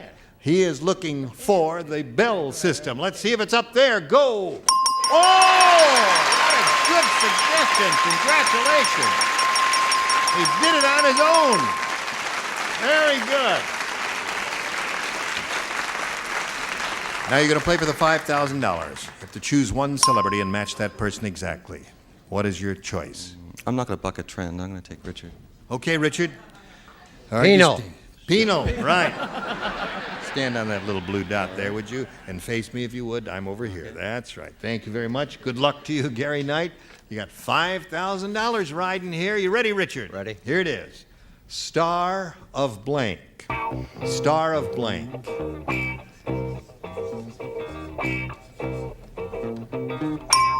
Okay. Here it is, $5,000. Good luck to you. Match Richard. We give you the money. Star of Bethlehem? Star of Bethlehem. No, I guess they didn't. That's a long way from Christmas, but he might have thought of it. I don't know. I didn't see what he wrote. Star of Bethlehem, Star of India, Star of David. Star of David. Yeah. Yeah, that's the first thing that came to my mind, too. Okay, well, Gary, you've got a total of $600, and you're going to meet another player later after we do a little business with America. Okay, let's welcome a new player. Here is Gidget Tweedy. Applause, applause, applause. Hello, Gidget. Hello. How are you? I'm fine, thank you. Where are you from, Gidget? I'm from Las Vegas, Nevada.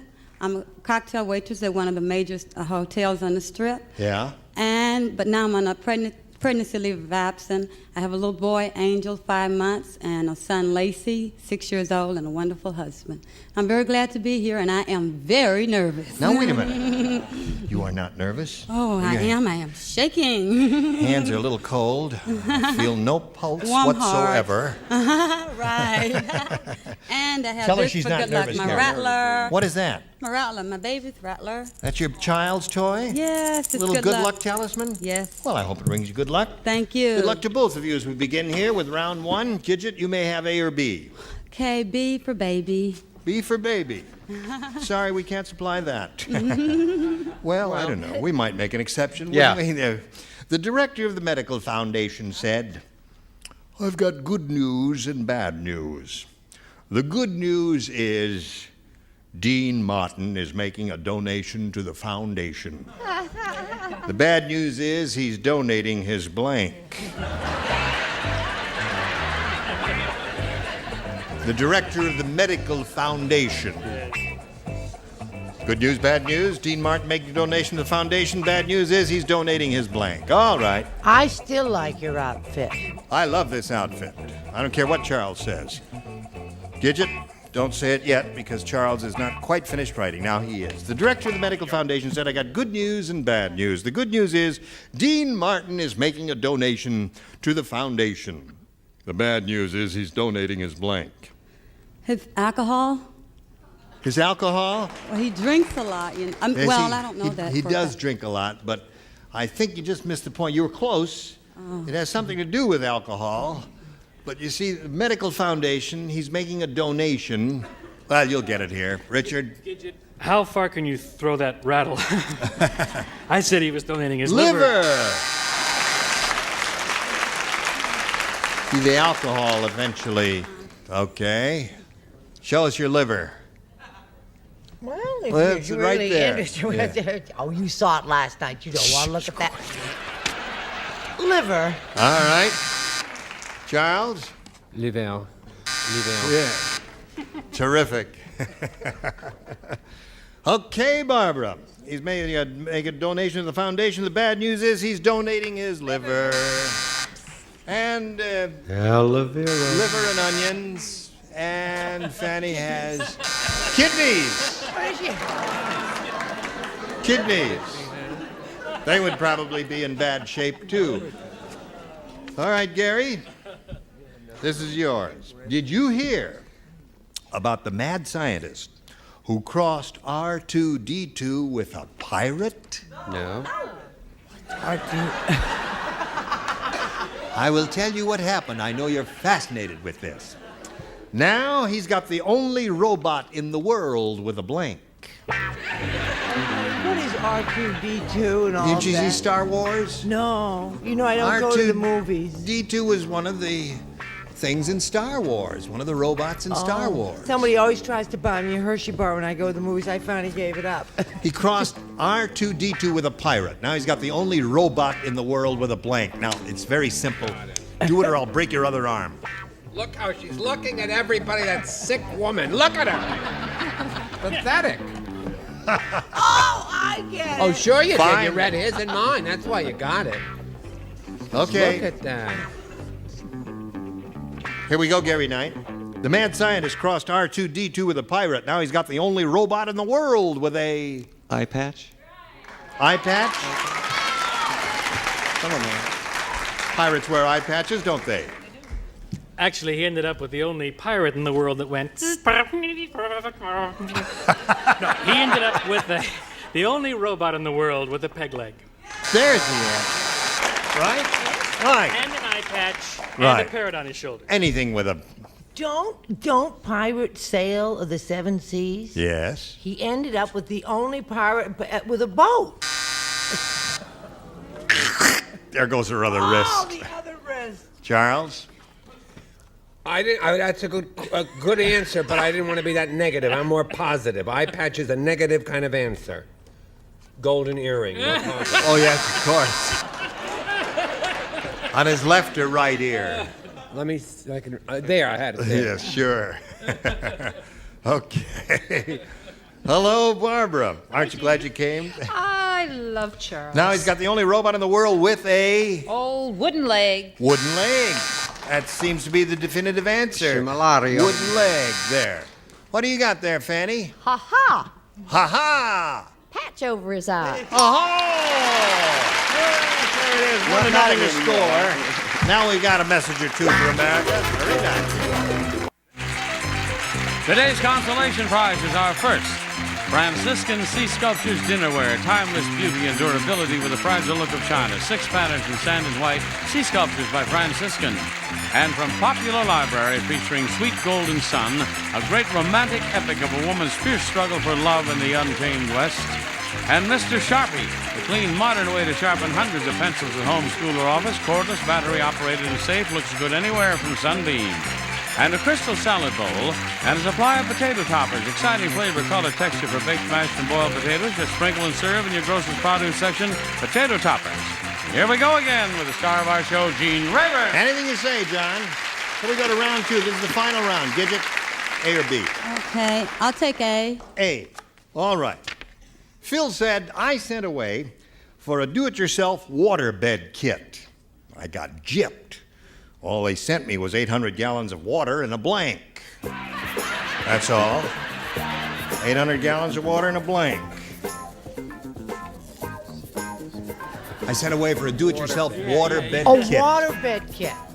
Do-it-yourself waterbed kit. I got gypped. All they sent me was 800 gallons of water and a blank. That's an easy one, right? I'm proud of you. Let me just take a peek here, see how easy. Perfect. You look at mine. No, I didn't. No, I said, will you? Yeah. Perfect. You look at her. Yeah, look at her. Perfect. Thank you. Oh, Gene, I can always count on you. the answer is not bad either. They're ready. Are you ready, Gidget, Tweety? No. Phil said I sent away for a do-it-yourself waterbed kit. I got gypped. All they sent me was 800 gallons of water and a blank.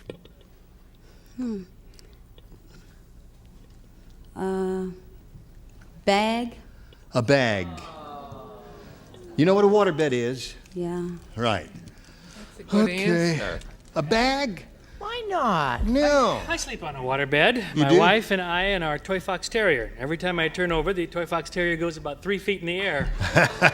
So I'd send a bunch of water and a balloon. Balloon.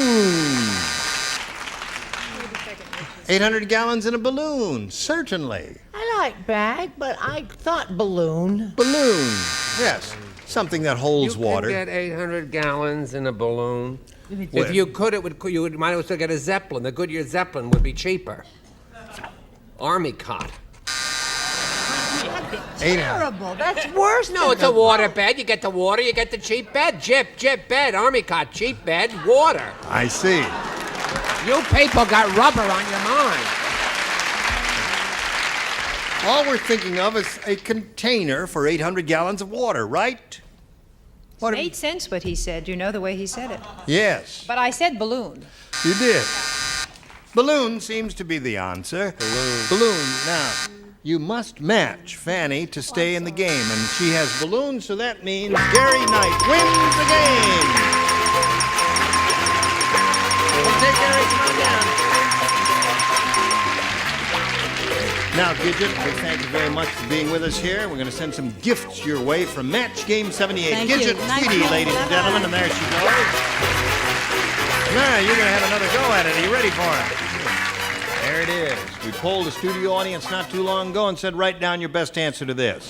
Whiskey blank. Remember, $500 for matching the most popular, $250 and $100. And now let's see who will. Everybody, yeah. Okay. Brett? Whiskey sour. Charles? Where all us kids go, the whiskey. Yes. Where all us kids go after school. Oh, shut up. Whiskey a go-go. Fanny? Fanny? It stinks, right? I haven't even said anything yet. All right, listen. There's two ways to go on this thing.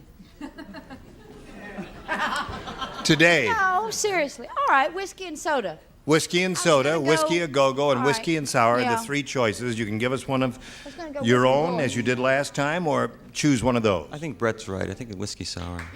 Whiskey sour? May we see the $100 response, please? Whiskey bottle is there. Whiskey sour, is it under the $250 number? Whiskey a go-go. Last chance for whiskey sour. Go! Yes! Congratulations, you got it.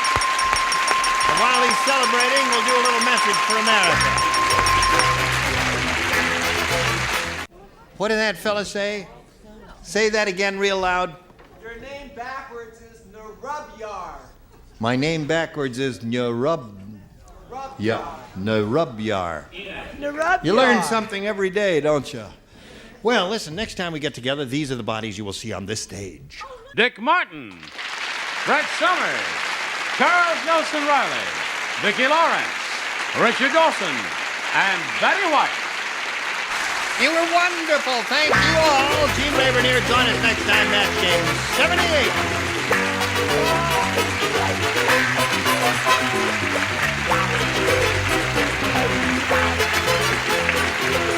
This is Johnny Olson speaking for Match Game 78, a Mark Goodson, Bill Tubman production.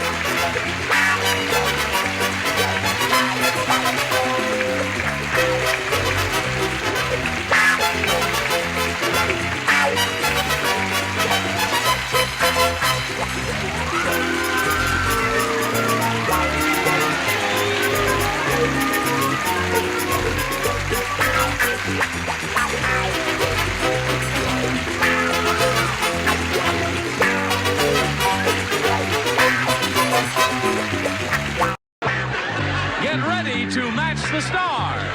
Bill Anderson, Brett Summers, Charles Nelson Riley, Ava Gabor, from Family Feud, Richard Dawson, from the Mary Tyler Moore Show, Betty White, as we play the star-studded Big Money Match Game PM. And now, here's the star of Match Game PM, Gene Rayburn.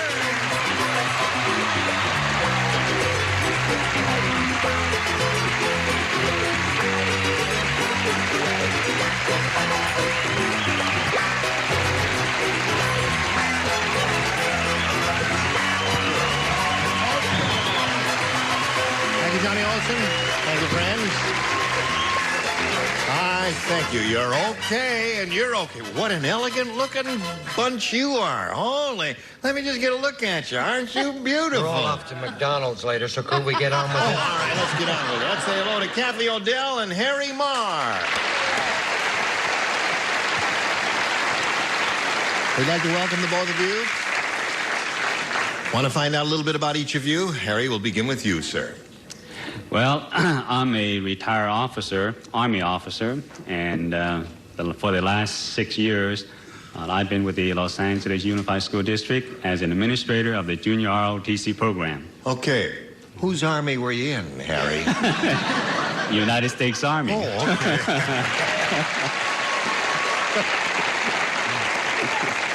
All right. Good luck to you, Harry. Now, here's your opponent, Kathy Odell. Where are you from and all that, Kathy? I'm from Solvang, which is a beautiful little Danish town just north of Santa Barbara. Oh, really? How do you spell that? Solvang. Solvang. Mm-hmm. Isn't that pretty? Solvang. Really pretty. What else? I'm married, Yep. and I have one baby son, Christopher, who's 9 months old. That's a beautiful name. You're a beautiful lady. May I point out to each of you that here on Match Game PM, you'll have an opportunity, 3 opportunities, as a matter of fact, to match as many of those in back of me as you possibly can. And the one who's done that most often at the end of the 3rd round will be the winner, and we'll go on to play that big money super match, which can pay off over $10,000. So let's get on with it. Here we go. Harry Marr, you may have A or B, sir. I'll take A. All right, we're off and running. This is it. Oh, you too much. You really are with your fan and all that. Well, darling, it's the nighttime show. You have to wear your gloves, carry your fan, all of that. Right, darling? All right, here it is. Gladys What was that said... madam's name? Oh, Butterfly. Butterfly. Gladys said when I had my appendix taken out, Yeah? my surgeon was a magician. He pulled my appendix out of my blank.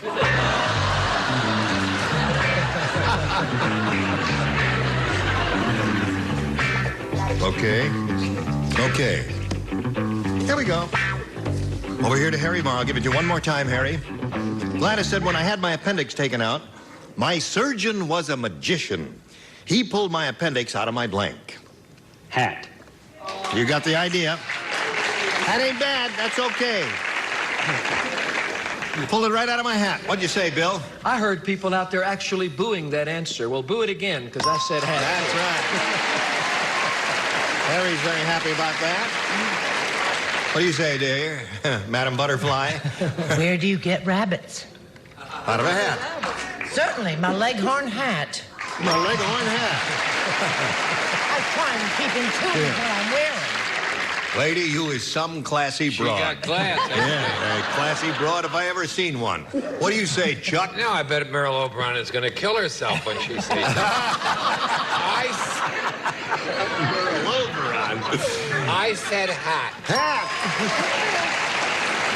Harry, you got 3. This is most unusual for a first-round question that we get that many matches. Now, They happen to be brilliant because a magician takes it out always from there, and I said hat too. you said hat, too. Very good. Okay. Oh, stick it in your hat.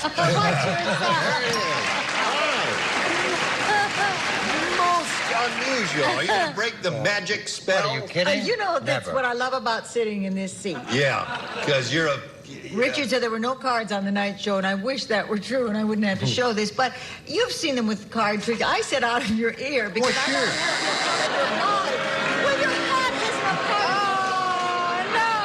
card. Now, you leave that girl alone. Yes.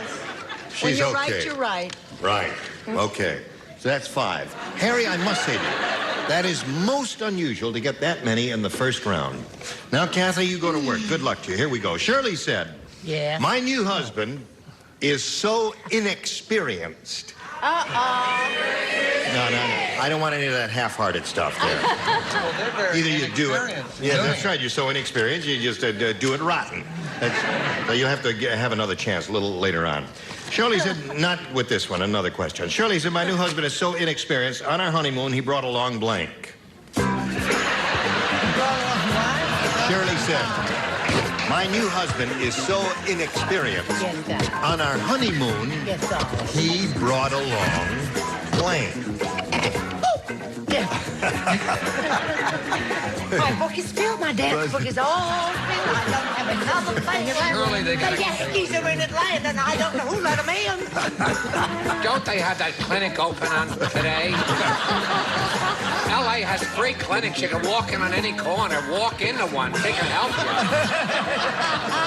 First they'll get rid of the pearls, then the curls, then the blood, then the tan. Leave her alone. No, they're all trying to be gaborish, and they're not making it.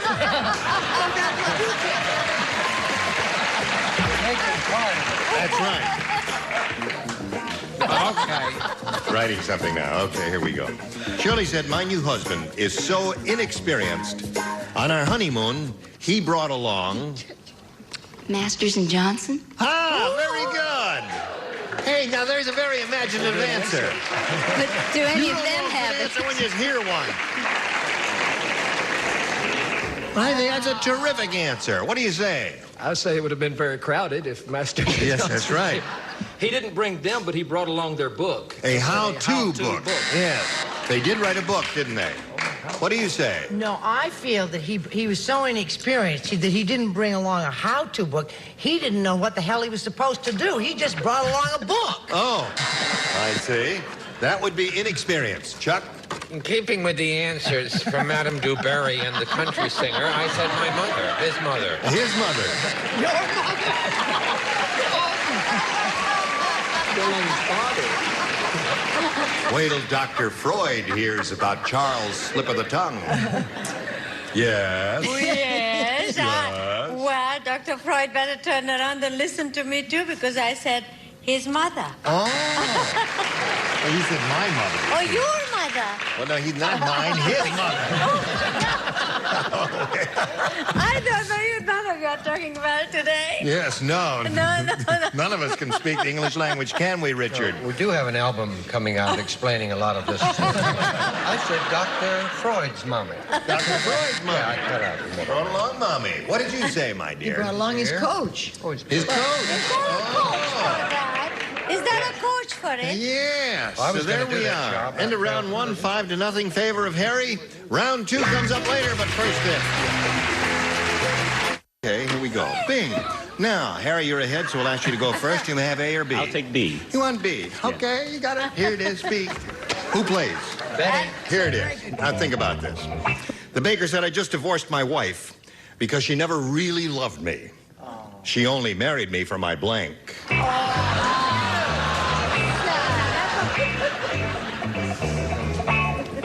Okay, Harry. The baker said, I just divorced my wife because she never really loved me. She only married me for my blank. Oven.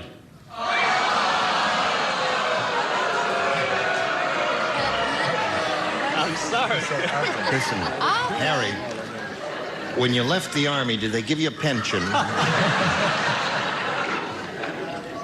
You may need it. All right. Before Betty. we go on, may I ask a question? What is your question? Was he in the Second World War? Yeah. All right, Betty. He said oven. There is no reason to ridicule this gentleman. I mean, many a girl has gotten married for a little oven. You know, that's... I started to say she was only interested in my buns, but I didn't. I said my dough. My dough. So you got a shot at it. Didn't you? Anything's possible. All right, Kathy, listen carefully now. Here we go. Snow White said. You know who Snow White was? Yes. She's speaking. Yes. She says. Why did you pick on me? I would know who's Snow White. Well, Very good. You're the only one on the panel who would. Snow White said, there's something funny about Prince Charming. He looks like a prince, but he blanks like a frog. It'll be done very quickly. He looks like a prince, but he blanks like a frog. Yes, of course. Now, doesn't it? Are you ready, Kathy? Here we go. Snow White said, there's something funny about Prince Charming. He looks like a prince, but he blanks like a frog. Kisses? He kisses like a frog. All right, Bill Anderson. You remember the old game Leapfrog? I almost said leaps, but I said kisses. Kisses. Now you got one, Kathy. Brett? That man has his thumb on the pulse of America. There's no question about it. Because I said croaks. Croaks. Thank you, darling. Thank you, darling. I'm just beginning to talk. If Fanny's on the show, I talk like Fanny. If Ava's on the show, I talk like Ava. Right. Charles. I hope Marcel Marceau comes on. Croak. Girl is looking for a little kiss, Ava. I always like that the most. It kisses a lot. Kiss is a very good word. So it's 5-2 at this time. Richard, little kiss for the lady? Why not? 5-3 now. Betty, here. If you won't kiss her, will you kiss me? Pretty, you'll turn into a princess. There you go. There we go. See, you're catching up there. Now that's round 2. Now we go to round 3. Harry, you're still ahead, 5-4, and we'll ask you to go first again. I'll take B again. B again. All right, another shot at it. Are you ready for this one?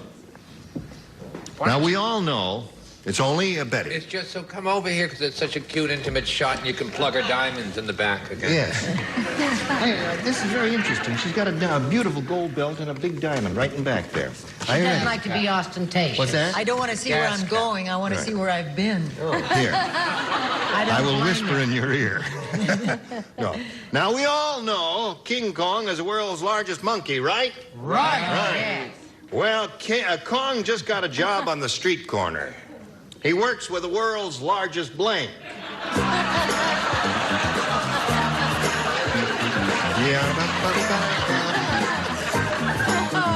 Step aside so I can see her.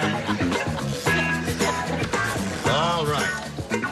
Harry, we all know that King Kong is the world's largest monkey. Well, Kong just got a job on the street corner. He works with the world's largest blank. Police department.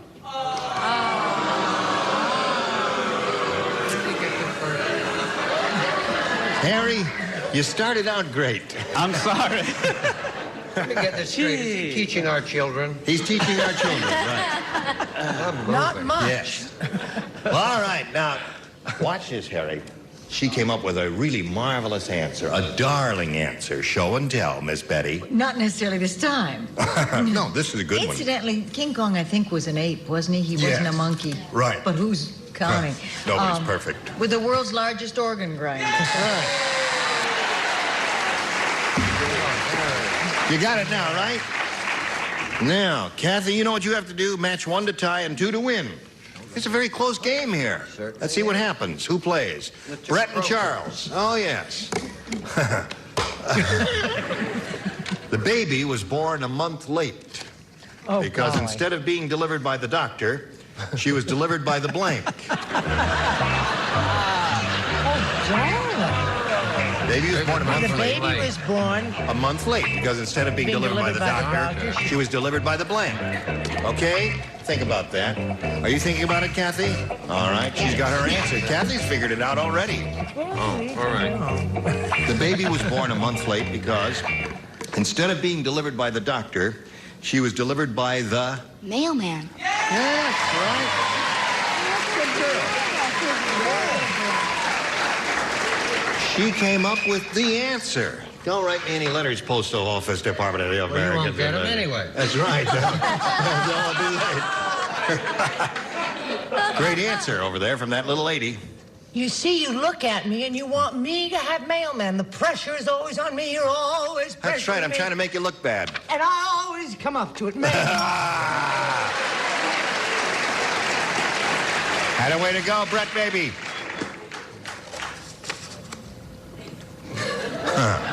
Ta-da-da! Mailman! So, Bell wins the game. Come on down. Congratulations. There you are, right there. Don't go away now. Harry, you really put up a great fight. It was a close game. 6-5 was the score, and we thank you for being here. I had my chance. I blew it. Well, I wouldn't say that. We've got some gifts for you, together with our thanks for being here on Match Game PM. So long, Harry. And while he's spinning off, you watch these messages. Then hurry back and see how she does. Now, here she is. Kathy Odell has a chance at some really, really, really big money here. And Kathy, we have 2 audience matches for you. And I want to point out that whatever you win in these audience matches, you'll multiply by 10, and that'll be the final dollar figure that you'll be playing for. Up to $10,000 here. All right, here we go. Over $10,000 if you play your cards right. We polled a studio audience in this studio, and we got their best response to this.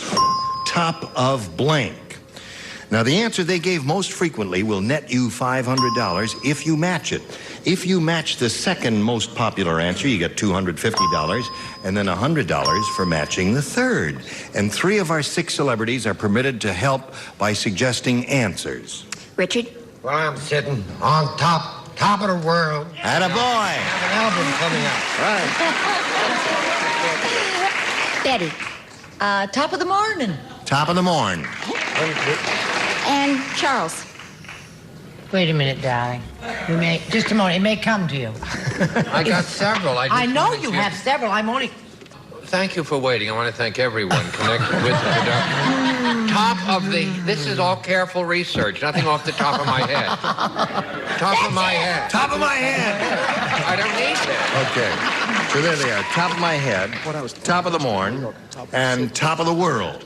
Now, you may reject all and choose one of your own, or give us one of those, if you... It's entirely up to you. I'm going to go with top of the world. Top of the world. Top of the world, Top of the world. Top of the world is what we want. Let's begin down at the bottom and reveal the $100 response. Top of the mark. Yes. San Francisco. It is California, you know. That's where we are. Here we go, looking for top of the world. May we see the $250 number. Top of Old Smoky. Oh, no. Top of Old Smoky. All covered with... Here we go. Top of the world. You got it. Very good. Wowee. Yeah. You won the $500, which means the least you'll be playing for is 10 times that amount, or $5,000. So that's the minimum. Now we're going to see how much more you'll win with the second audience match. Slide it, please. Blank deal. D-E-A-L. Blank deal. All right, sing out, Kathy. Okay, Richard? Let's make a deal. Okay. Bill. Good deal. Good deal. That's not too good. And Brett. Big deal. Big deal. Big deal, good deal, let's make a deal. You want one of those? Think about it now. Before you speak up, you may have a better one. Let's make a deal. Let's make a deal. All right, that's Richard's answer. We'll find out if it's up there, and if so, where. We'll begin at the bottom again and reveal the $100 response. New Deal. There were a lot of old folks here that day. That's right. They all remember the New Deal. Let's see if Let's Make a Deal is under the $250 number. Big Deal is Brett's answer. Last chance for Let's Make a Deal. Slide it, Earl. You got it. Very good.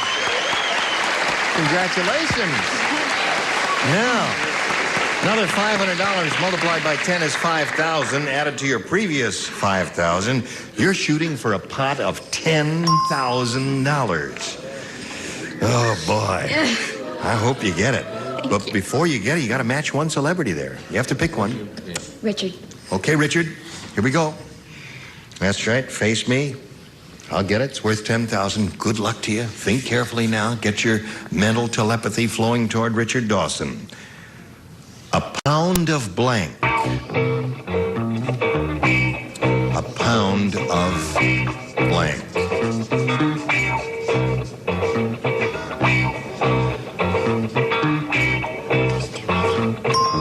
All right.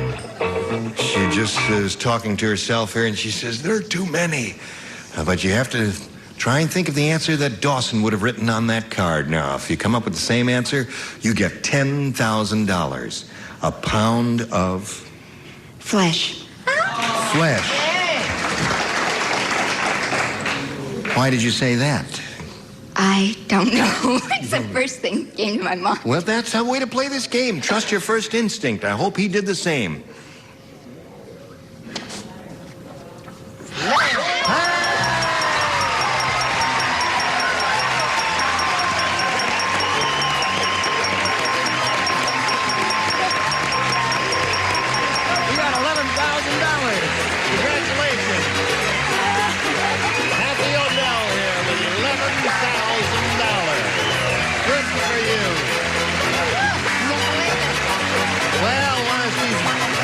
Brushing off her chair, too, here.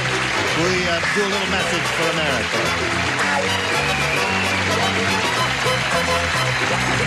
Kathy's so excited she had to sit down here. She's got $11,000. She's very happy. Tune in Match Game PM next week when we'll give away a lot more money, we hope, and we'll have more beautiful people as these are. Gene Rayburn here. Goodbye.